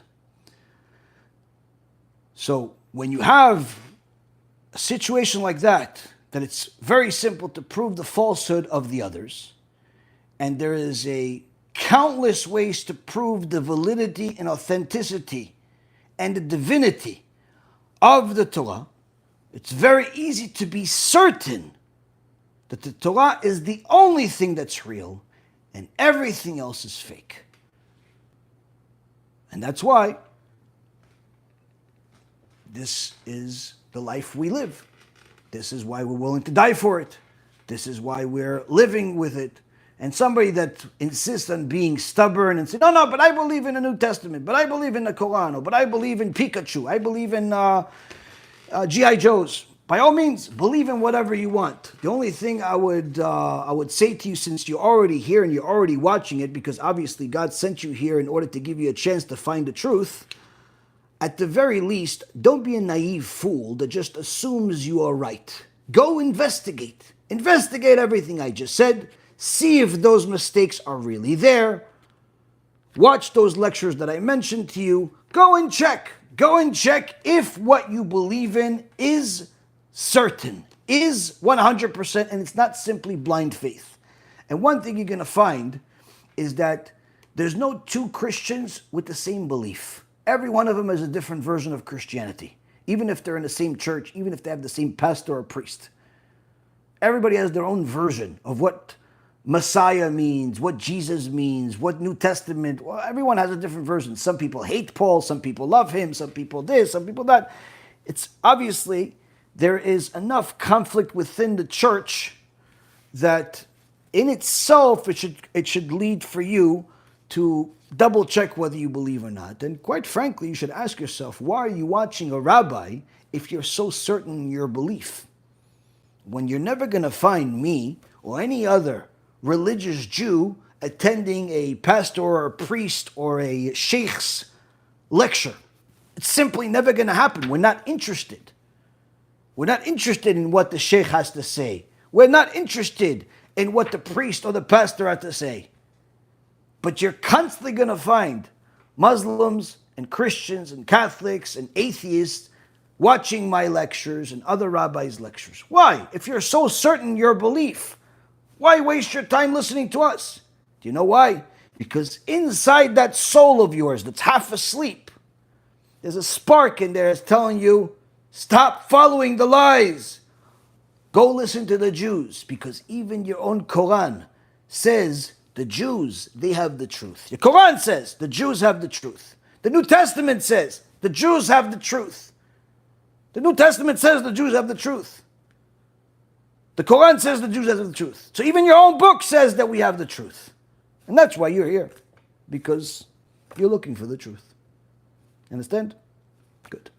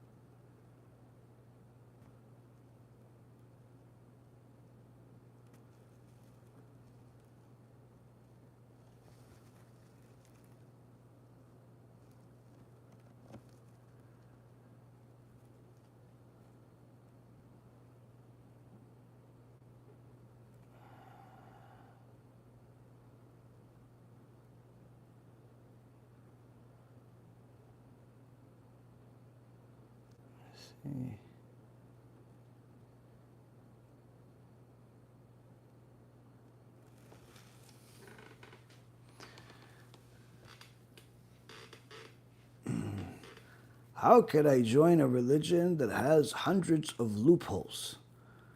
Well, in order for you to say that there's hundreds of loopholes, you'd actually have to understand what a loophole is. And an halachic leniency, or what you would call a loophole, is only going to be something that you'd understand if you understood how halacha works. So, for example, if you see somebody driving on Shabbat, a Jew driving on Shabbat, automatically you could assume that this person is violating Shabbat, and according to the Torah, deserves a death penalty. But the reality is that if this person is saving somebody's life, there's, let's say, someone that's sick or giving birth in the back seat, then not only are they not violating Shabbat, but this so-called loophole is what the Torah commands us to do, because you're supposed to use the Torah to live by it, not to die by it. The same concept if this person is not bringing anybody with him and is not even sick themselves, but is an actual doctor, and got a call on Shabbat that there is some type of emergency and they need to go to the hospital to go save somebody's life. So certainly the law that tells us to observe Shabbat and not drive on Shabbat, that very same law has what you would call a loophole, but it's not really a loophole. That's simply how the law works, that tells you to put Shabbat on hold in order to save human life. So it's important for a person to become educated about their questions before questioning things, and not just simply assume that they know. What is the greatest mitzvah if you had to pick one? Well, Rabbi Yehuda Nasi says we do not know the value of mitzvot as far as what reward we're going to get from them. But the ultimate purpose of why we are in this world is, as the Gemara in Masechet Chagigah says, and also it's in the Mishnah in Masechet Avot, it's just to sanctify Hashem's name. Kiddush Hashem. So much so that the Gemara says that if you did not sanctify Hashem's name today, what was the purpose of your entire life?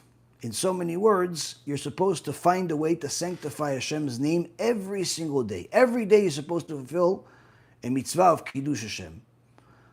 So that's in essence why Hashem allows you to exist. As the Mishnah in Masechet Avot says, everything He created for His glory. So this is our obligation, is to sanctify His name. Now, of course, there is a countless other mitzvot out there, but if you are trying to pinpoint one, then that certainly is, encompasses everything else, because you cannot sanctify Hashem's name, you cannot fulfill the mitzvah of Kiddush Hashem if you're desecrating His name on a regular basis by sinning. So you can't sanctify God's name while eating non-kosher food intentionally. You can't sanctify Hashem's name while stealing money from people. So you have to know that in order to sanctify Kadosh Baruch Hu's name, that means that you're also sanctifying His name on a regular basis by fulfilling His Torah, by doing what He says, what He commanded.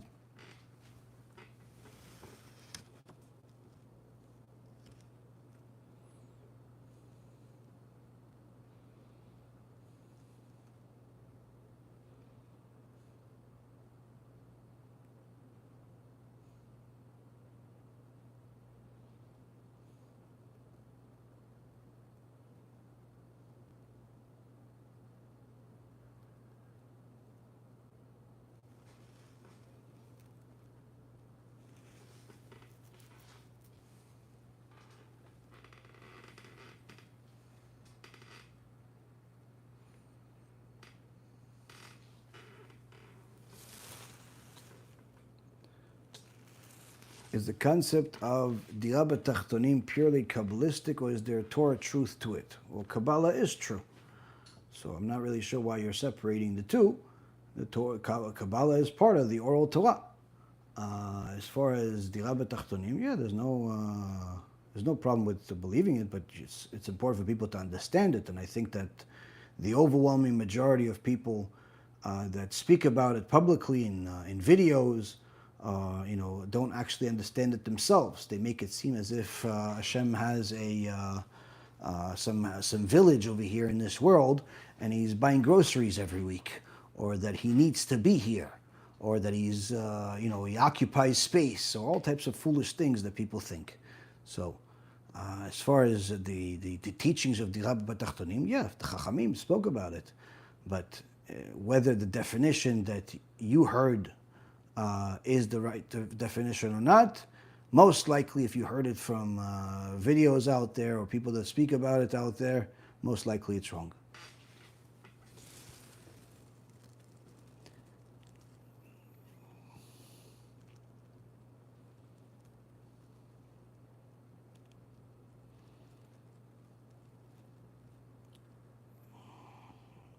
As far as what the video of a bunch of people from Chabad saying that God needs you, if you want to know more about that, you can watch my film called Oreganuz. It's on the channel, it's on the app. Baruch Hashem, it's reached many people. Oreganuz is a recent film that we released. Part of the film is discussing the heretics and the heresy of the generation, and it actually speaks about that particular form of heresy where they say that God needs you, which is completely stupid and heretical.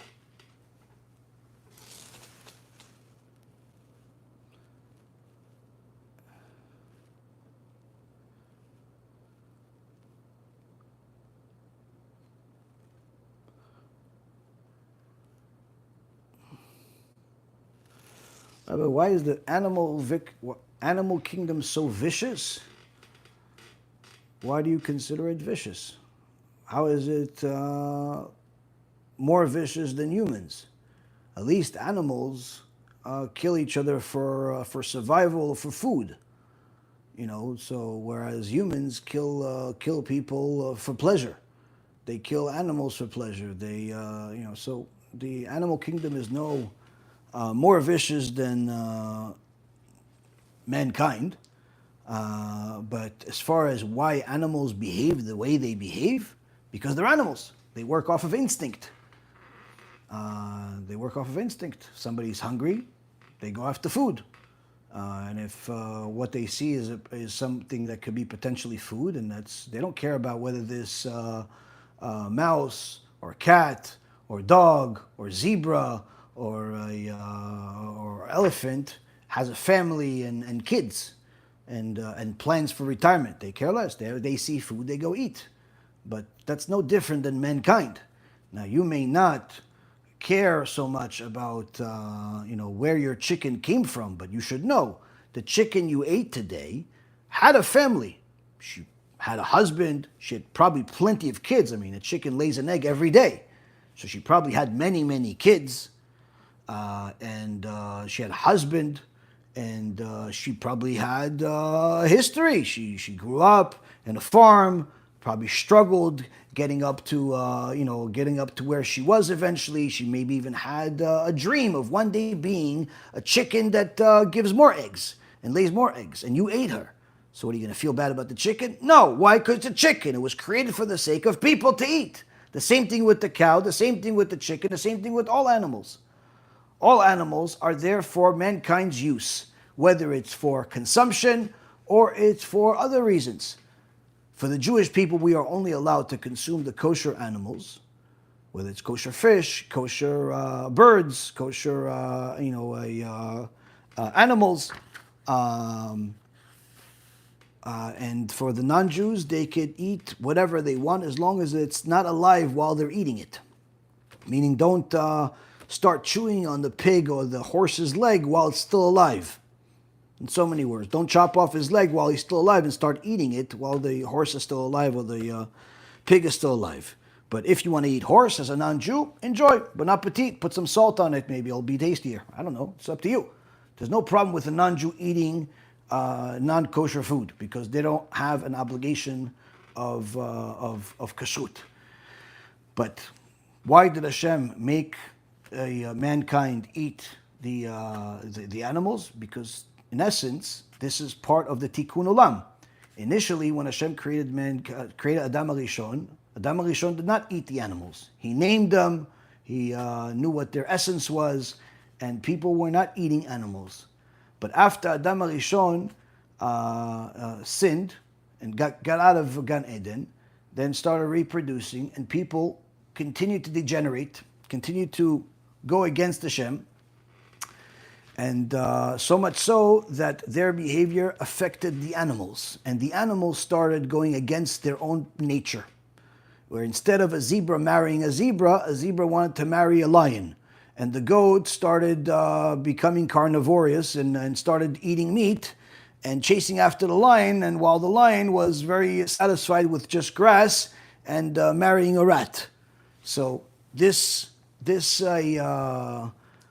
type of behavior was against their nature, was as a result of the spiritual filth that was created by mankind, and therefore both man and animal required a tikkun, and that's why after the Hashem destroyed the world and allowed Noach and his family to repopulate it, he allowed Noach to eat certain types of animals. He allowed Noach to eat animals, not because Noach had no other way of eating, but rather because by eating the animal, you are giving the animal an opportunity to fix what was broken in the past. In some cases, it's the animals that you're eating today are different neshamot of people that used to live, made certain types of sins, that in order for them to rectify that sin, they have to reincarnate into an animal and be eaten, or be killed, or be used for a belt, or be used for a hat, or simply be used for something else. Why? Because it's part of their tikkun.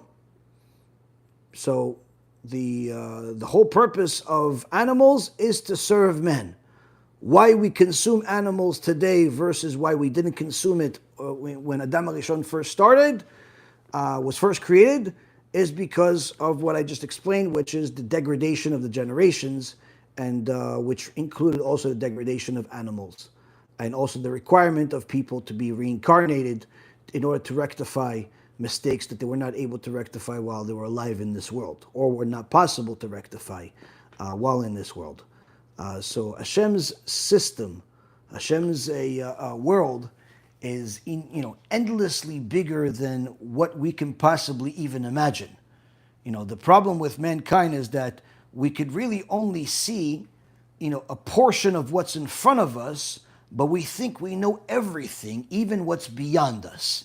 In reality, we only understand a small portion of what's in front of us. We are completely clueless of what's beyond the point that's in front of us, and we're even more clueless at what's even possible because we have a limited vision. Hashem, on the other hand, has an unlimited vision. The past, the present, and the future are all the same to him. The microscopic or the telescopic, it's the same thing to him. There's no concept of distance, of space, of time, of any type of limitation. So the vision that you see is, let's just say, if you're looking through a narrow type of glasses where you're blocked on both sides, like a horse. Horses usually they put something on their eyes so they can keep their eyes straight and focus on a specific direction. So in essence, the best a person can do is look straight and really only identify part of what's in front of him. They can't really see the full picture because more or less, they're assuming they understand what's in front of them. They have no idea what's beyond a certain point. They have no idea what is on their right, what's on their left, what's behind them. They're limited. Hashem, on the other hand, has no limitation, can see in every single direction, including in place and time, meaning in things that to us have already happened in the past, or things that will happen in the future. So the limited scope that we have is the reason why it's impossible for us to understand completely the creation and why there are certain things that happen in the world, whether it's why Hashem allows a certain lion to kill a zebra, and why Hashem allows a certain bad man to take advantage of a nice man, and why Hashem allows the righteous to suffer and the wicked to prosper, or at least, again, that's the way it looks for us. All of these types of questions are only there because we have limitations as humans. And the more a person understands the endless nature of Hashem, the endless scope of Hashem, the endless knowledge of Hashem, the endless wisdom of Hashem, the endless righteousness of Hashem, the endless good of Hashem, then they're simply going to continue asking those questions because they don't have. But the more they understand it, the more they're going to understand that not only do I not know everything, I don't need to know everything. But if somebody wants to learn more about this particular topic, then you should get the book called Chovot Alevavot, Duties of the Heart. The first, I would say, 150 pages are solely dedicated to this particular subject. The rest of the book also, but it's usually a 2-volume book. And Duties of the Heart in English, or Chovot Alevavot in Hebrew. This book was written over 1,000 years ago, and it's something that's going to not only address every question you possibly have, but it's something that's going to open up your mind to many, many more questions and answers that you would have never arrived to unless you read and studied the Chovot Alevavot and the Torah. Meaning the type of information that he's giving you is not just answers to certain questions, but he's literally showing you different ways to think in a level of wisdom that's unlike anything else you can find. Unlike anything else. Doesn't matter whether you're reading the literature of the Buddhists, Sun Tzu, or you're reading Aristotle, or you're reading Plato, or you're reading Nietzsche, or you're reading, Mein Kampf. Doesn't make a difference. Whatever people think is wisdom is literally considered zero. Zero in comparison to Chovot HaLevavot, which again, Chovot HaLevavot is just a small part, tiny part of our oral Torah. Our oral Torah is endless.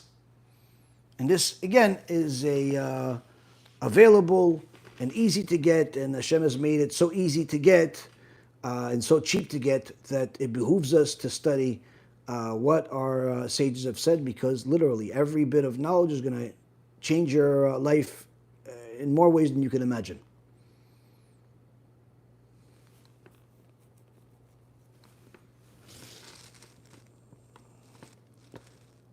Could all of my suffering be because of my past life? Well, I mean, it's assuming that you are completely righteous, you don't make any mistakes, you don't violate the Torah in any way, shape, or form, which is not possible. But assuming that you are perfectly righteous, then yeah, it would be because of your past life. But the reality is that while most people would like to blame their past life for all of their troubles, the truth is the vast majority of their problems are because of their current life, because of their current mistakes, because of what they're doing now, and what they've done so far while they've been in this world. Do Noahides play a role in the end of times? Sure. The prophet Zechariah says that 2/3 of the world will be destroyed. These are the enemies of God. 1/3 will remain and then be tested, which of course, if you look at the 8 billion or so, almost 9 billion people in the world, or at least over 8 billion people in the world, and you divide that into 3, you're still going to arrive at over 2.5 billion, and closer to 2.7 billion people as the third. So even if those 2.7 billion people don't all survive, because they have to all be tested and in essence purified, and not all last third survive. So even if, let's say, half of them survive, okay, 1 billion people, a third, a billion out of the 2.7 billion survive. Like I said, there's only about 15 to 20 million Jews, and I can tell you, as the Torah itself says, not all Jews are going to survive. Many Jews that are enemies of the Torah, that hate the Torah, that are atheists, that have adopted idolatry and have not repented, have not done tshuva, have not returned to Hashem, they're also going to be part of the destruction.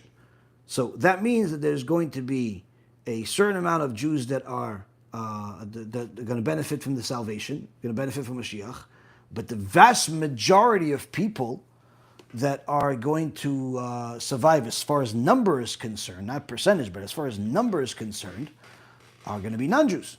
Just simple logic. So yes, certainly Noahides do play a big role at the end of times. If they're righteous Noahides, they will have a share in the world to come.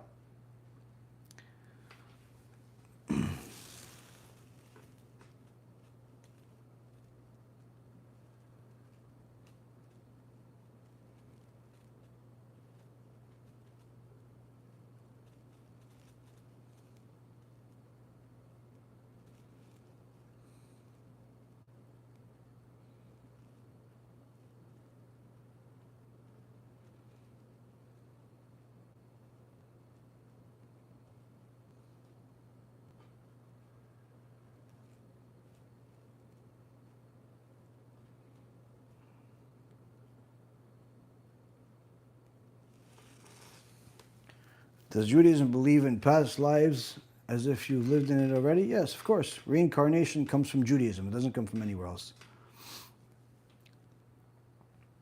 Greetings from Miami Beach. You're not that far away.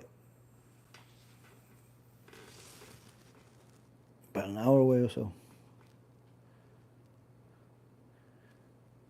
Is there any news about the third temple? Yes, it'll be built once the Mashiach comes. That's going to be one of his missions.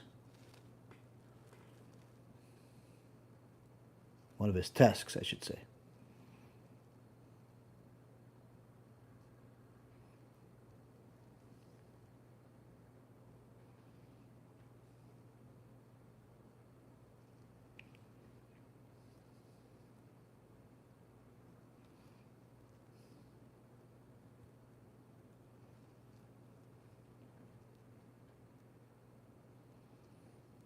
What is your recommendation of the best Jewish community to move into within the United States?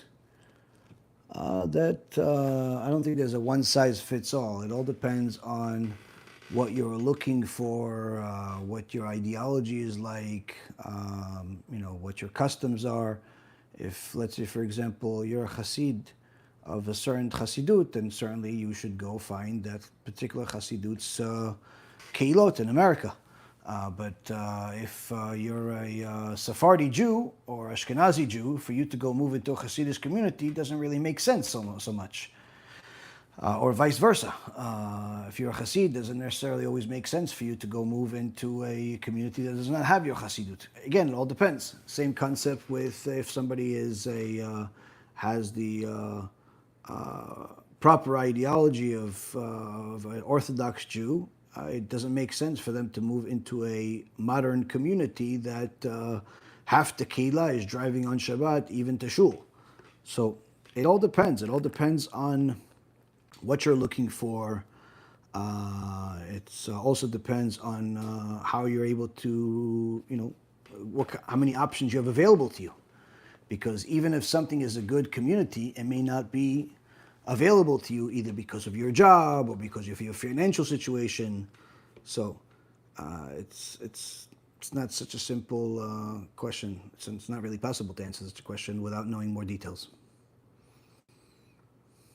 Is there Mashiach living among us in every generation? Yes. But he doesn't know he's Mashiach until Hashem decides that the generation has the merit and he tells them he's Mashiach, and then the show begins. Can I become Jewish if my mother isn't? Yes, absolutely. You can become Jewish even if both your mother and your father are not. In fact, some of the greatest Jews that ever lived, including my dear wife, were not born Jewish and did not have Jewish parents at all. But they converted to Judaism. You go first, conversion to Judaism is not a simple thing like it is in the fake religions where they just simply throw a bunch of dirty water on you or make you say a few words and then you become like them. In Judaism, it's a lot more complicated because it requires knowledge as well as life changes. Meaning it's not enough to be knowledgeable about Judaism in order for you to become Jewish. You also have to make the necessary life changes. One of them is living in a Jewish community, becoming part of a community, having a sponsoring rabbi, having a certain amount of knowledge and lifestyle that is practicing Judaism. So it's a process. It's a process.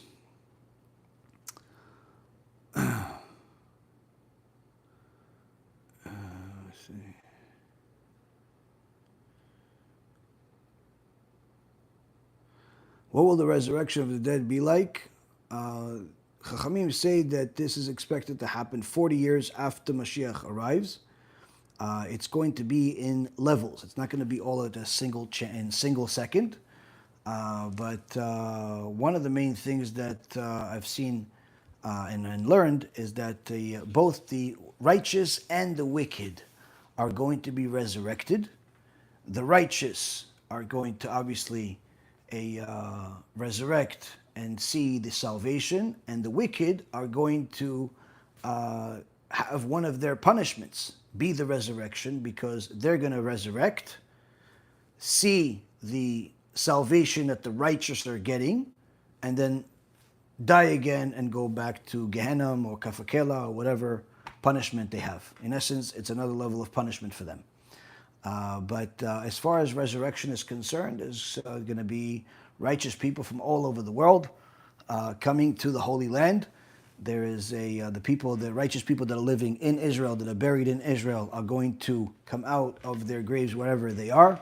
Righteous people that are in the exile, that are buried in the exile, are their part of the resurrection is going to be that their bones are going to go into tunnels that are underground, obviously all divinely handled, where their bones are going to go through the tunnels and get to the Holy Land and then resurrect over there. resurrect over there. Initially, they're going to resurrect in the way they were, in order for them to know, they're going to resurrect next to certain people also, people that they're familiar with. So the people know it's the same people that died are actually resurrected. They're going to come back like they were. So if they were missing an arm before they died, or they were blind in one eye before they died, or they had a certain scar before they died, everyone is going to resurrect as they died. And then Hashem is going to heal. So the one that's missing an arm will grow, and the one that was blind is now going to see. The one that was having pain is not going to feel it, and so on and so forth. The one that had a scar is not going to have a scar anymore. But initially, it's going to be a enormous event. But again, all of it is going to be after Mashiach comes. All of it's going to be after Mashiach comes.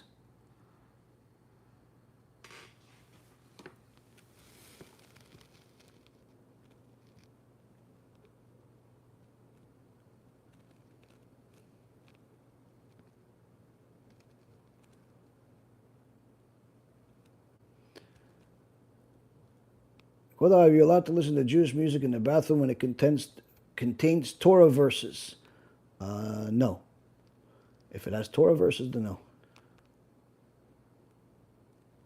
Am I allowed to get a blessing on Friday night from non-religious parents? And yeah, you can get a blessing from anybody. If it's a blessing, yes. But if they are doing the blessings, for example, if the non-religious parent is doing the kiddush, then you should do it at the same time, so you don't offend them.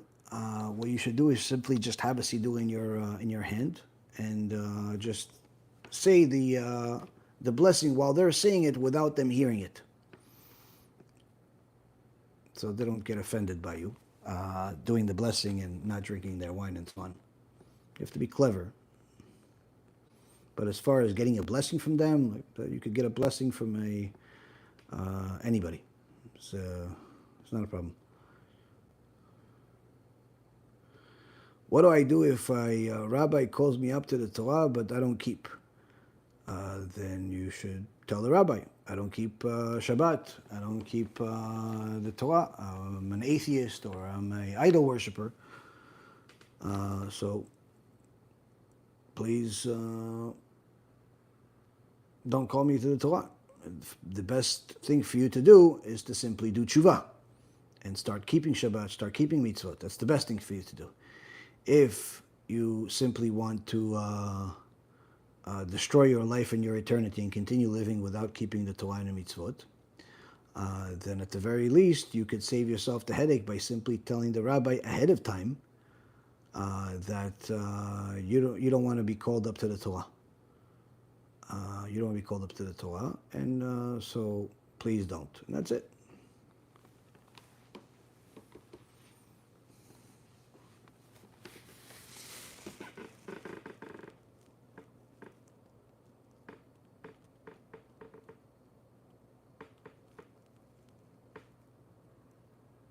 Can you read something short from your book?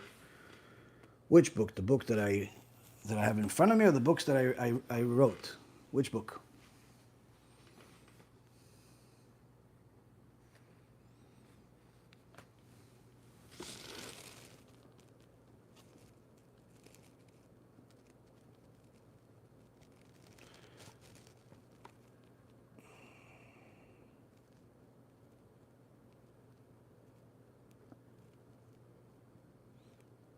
Are you Chabad? No.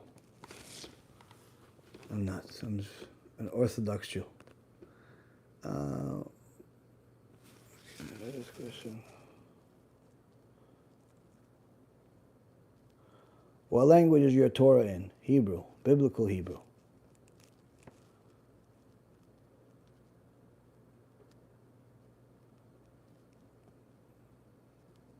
What is the origin of the name of Hashem, or the word Elohim?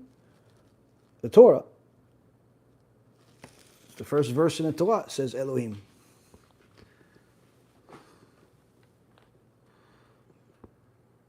But the word Elohim means multiple things. It means God, It could also mean a master, like Moshe was a master over Paro. He was an Elohim over Paro. It could also mean an idol. There are different, idols that are mentioned in Torah that are called Elohim. It could also mean Elohim also could be referring to an angel. So Elohim doesn't have a singular meaning.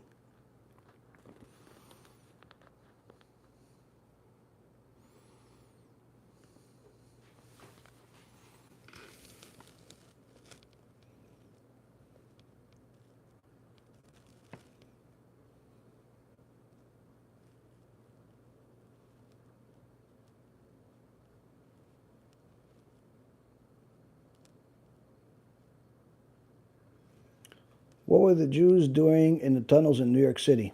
They were looking for you and the rest of the rats that have nothing good to say.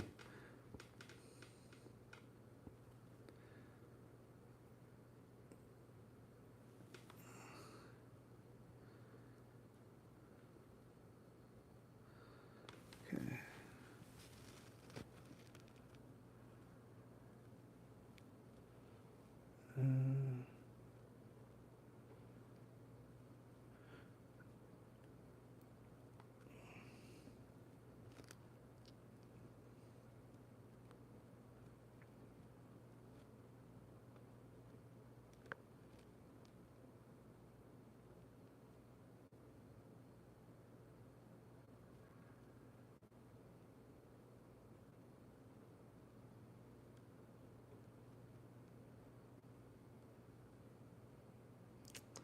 When someone says things against the Torah, against Hashem, against the people, and then asks me a question that is mocking the Torah or mocking the Jewish people, they could always be certain that either they're going to be ignored, but if I address them, it's not going to be in the same way that I address everybody else. It's going to be in kind. Just like Shlomo HaMelech says, you have to address the fool in his foolish ways. And that's why I call the certain people names, and certain people I treat them with respect. If someone is coming to learn, I'm more than happy to address any question with no limitation. If somebody's coming to mock, typically I ignore them, but sometimes I'll play along. Do you still need to respect parents who don't believe in the Torah? You have to respect your parents so long as they don't tell you to violate the Torah. Meaning, if the parents ask you to take them to the doctor, to go get them a coffee, to get their slippers, to, things of that nature, simple things that, no problem. You have to respect them. You have to do what they say. But if they tell you to go drive on Shabbat for them, to go buy them cigarettes, or to go to a mixed dancing wedding, or to go to a beach where men and women are pretty much naked over there, no, then you're not allowed to listen to them. Not allowed to listen to them.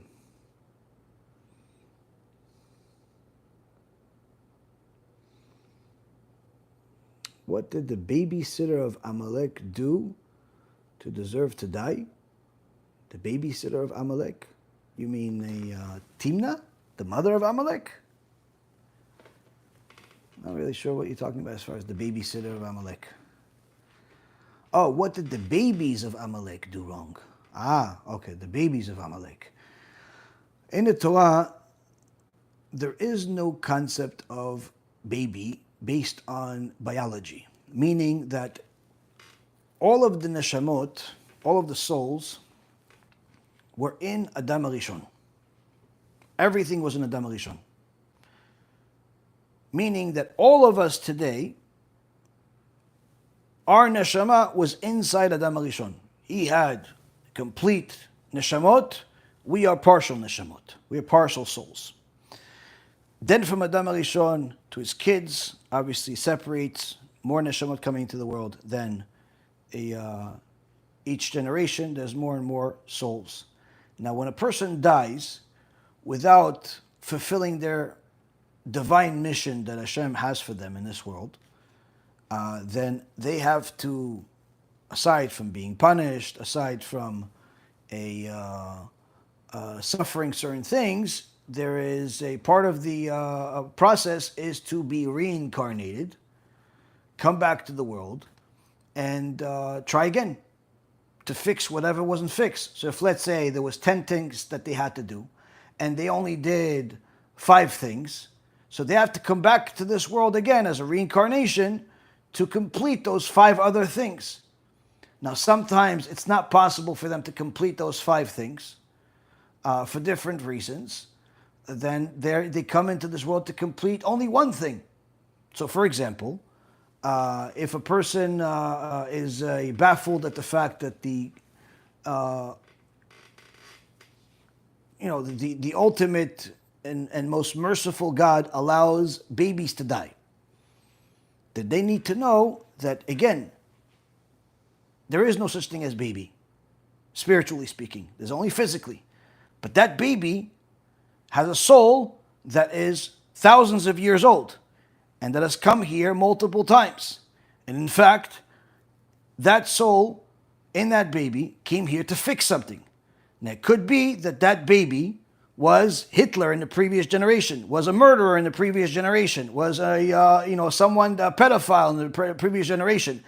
And in order for them to rectify another part of their soul, in order for them to do another tikkun that they need to die young.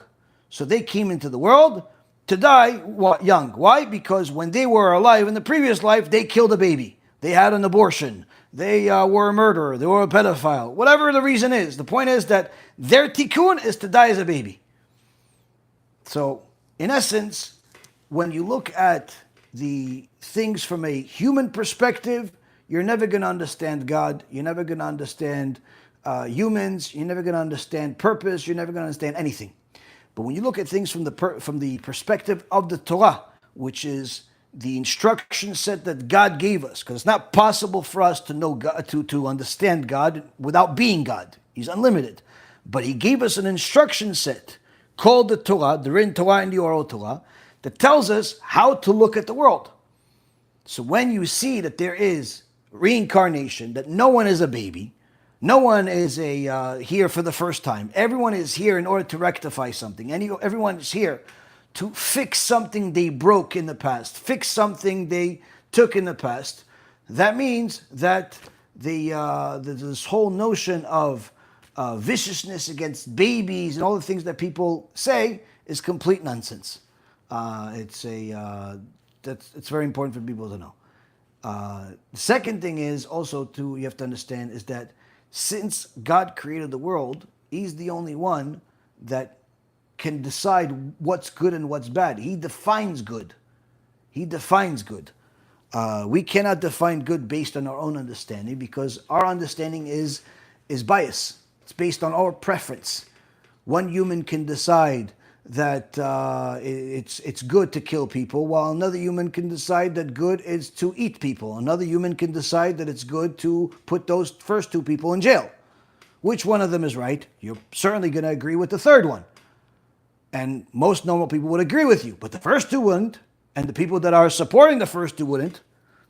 So again, humans cannot define good. Who can define good? The one that created good, which is God. Now, as far as abortions are prohibited. They're against the Torah. They're considered murder.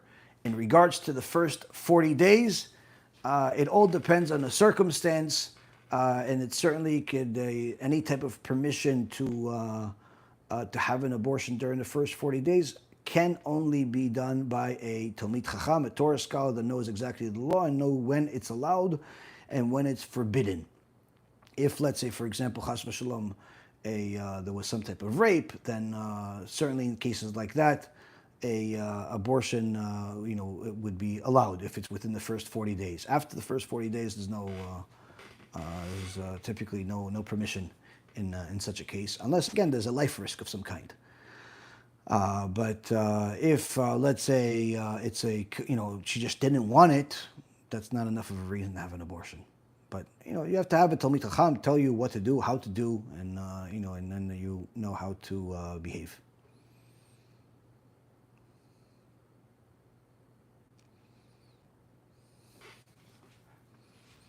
Everyone can call himself a rabbi. Yes, and everyone call himself Habib. That's your name, Habib. So everybody call themselves Habib. And everyone call themselves Pikachu. And everyone can call themselves whatever they want. What value is in those words that you're saying? I have no idea, but I guess that's the extent of your vocabulary, aside from the anti-Semitism that you've been writing. That's the extent of your vocabulary and mental capacity. So yeah, everyone can. You've written a complete sentence. Everyone can call themselves a rabbi. Good for you. Now you could put a little star next to your name and go to sleep. Get a bottle, go to sleep. Maybe get a little binky, and good night.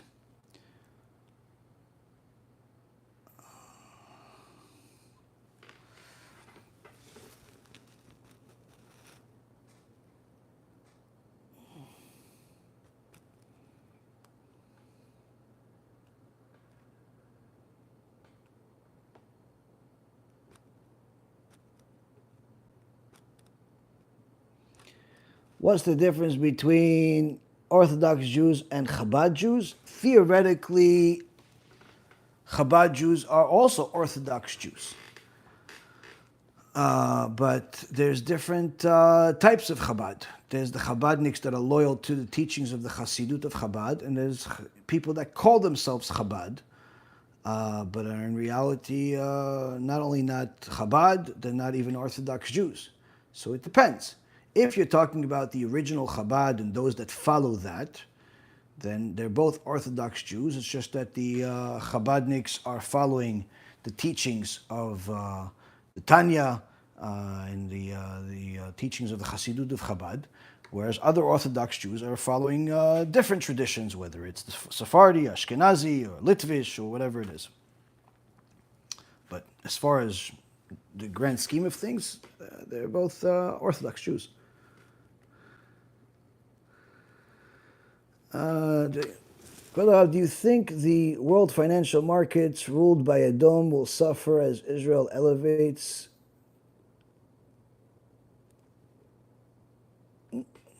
Well, the Gemara in Masechet Sanhedrin says that the Mashiach is not going to come until all money will become worthless. So that means that all money is going to become worthless, whether it's Bitcoin or it's dollar or it's a euro or it's a stock or it's a bond or it's anything else. But as far as short term, if you're talking about not whether the financial markets will go down or up, again, it's that's not necessarily the something that you can predict with certainty, but based on nearly 20 years of experience in the stock market that I had when I was still there, the market's been going up without a pause for 16 years in a row. So statistically speaking and historically speaking, it's more likely to go down drastically from here than to go up further. Whether that means that from tomorrow on it's going to continue going down or not, no, I have no idea. But as far as if you look at statistics, if you look at history, generally speaking, there is a market crisis every 7 years, which means that a market that goes up for 16 years in a row has already defeated the odds twice in a row. It's like winning the lotto twice in a row and expecting to winning a third.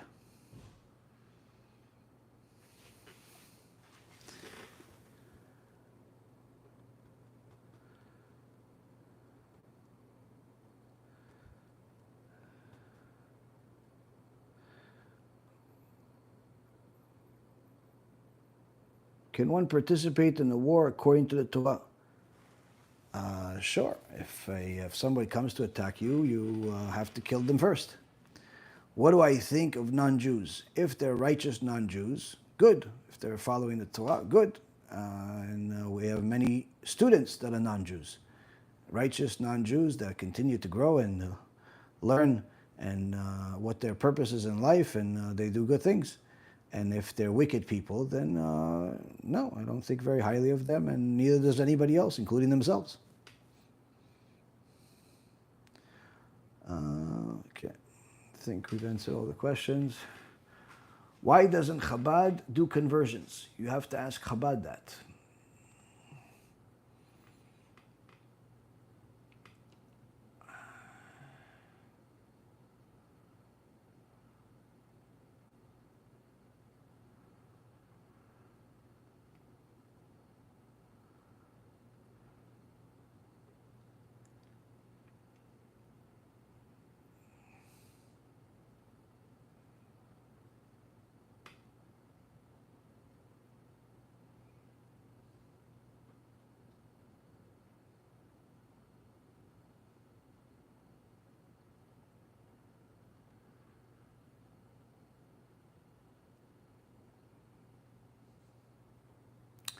If we're struggling with money for a long time, even though we've been careful with our brit, nice to the wife, trying to learn every day, live simple, but still money seems scarce, what should we do differently? Depends on the rest of the life of a person. How they use their money, how they make their money, how they behave otherwise. You know, it's not enough to know what a person is doing, but you know, if a person, the Gemara in Masechet Brachot says that if a person sees that they're struggling with money, they should give more tzedakah.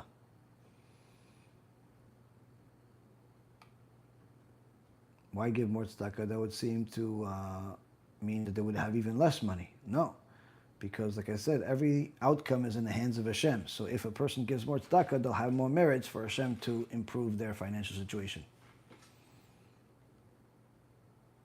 How can a person increase their bitachon in Hashem? The number one way that a person can increase their bitachon in Hashem when it comes to money is by giving at least maaser, at least 10% of their income on a consistent basis to support Torah. Every time they get paid, they should automatically give 10% on the spot to support Torah, without deducting the expenses and everything to the point where they give nothing. If you want to increase your bitachon, you have to give maaser. Without giving maaser, a person is going to have a very, very limited amount of emunah and bitachon, because the ultimate way that a person can understand blessings in this world is typically through money. And if a person is cheap with their money, then they're also not going to, that's because they don't have full faith in Hashem. What are the signs of the coming of the Mashiach? I want Mashiach now. B'ezrat Hashem. You can look at the Gemara in Masechet Sotah, page 49. Over there it talks about different signs of what's happening in the world, what will happen in the world before Mashiach comes. In fact, you'll look at that list over there, you'll see that it's virtually the same thing as what we have in the world today, which means that we have virtually all of the signs that are necessary for Mashiach to come, except for the Mashiach itself. And the reason why Hashem is delaying the Mashiach is simply because we haven't done enough tshuva. If Mashiach were to come right now, the vast majority of Jews would not benefit from that salvation. So Hashem did not wait 3,000 years for him to destroy the vast majority of his people. He wants more of us to do tshuva in order for the salvation to be better than Yetziat Mitzrayim, better than the Exodus. As he says to the prophet Jeremiah, that the ultimate salvation will be greater than Yetziat Mitzrayim, greater than the Exodus. But in order for that to happen, more people have to do tshuva. In order for more people to do tshuva, more people have to donate and support kiruv, so more people can actually know what their purpose in life is.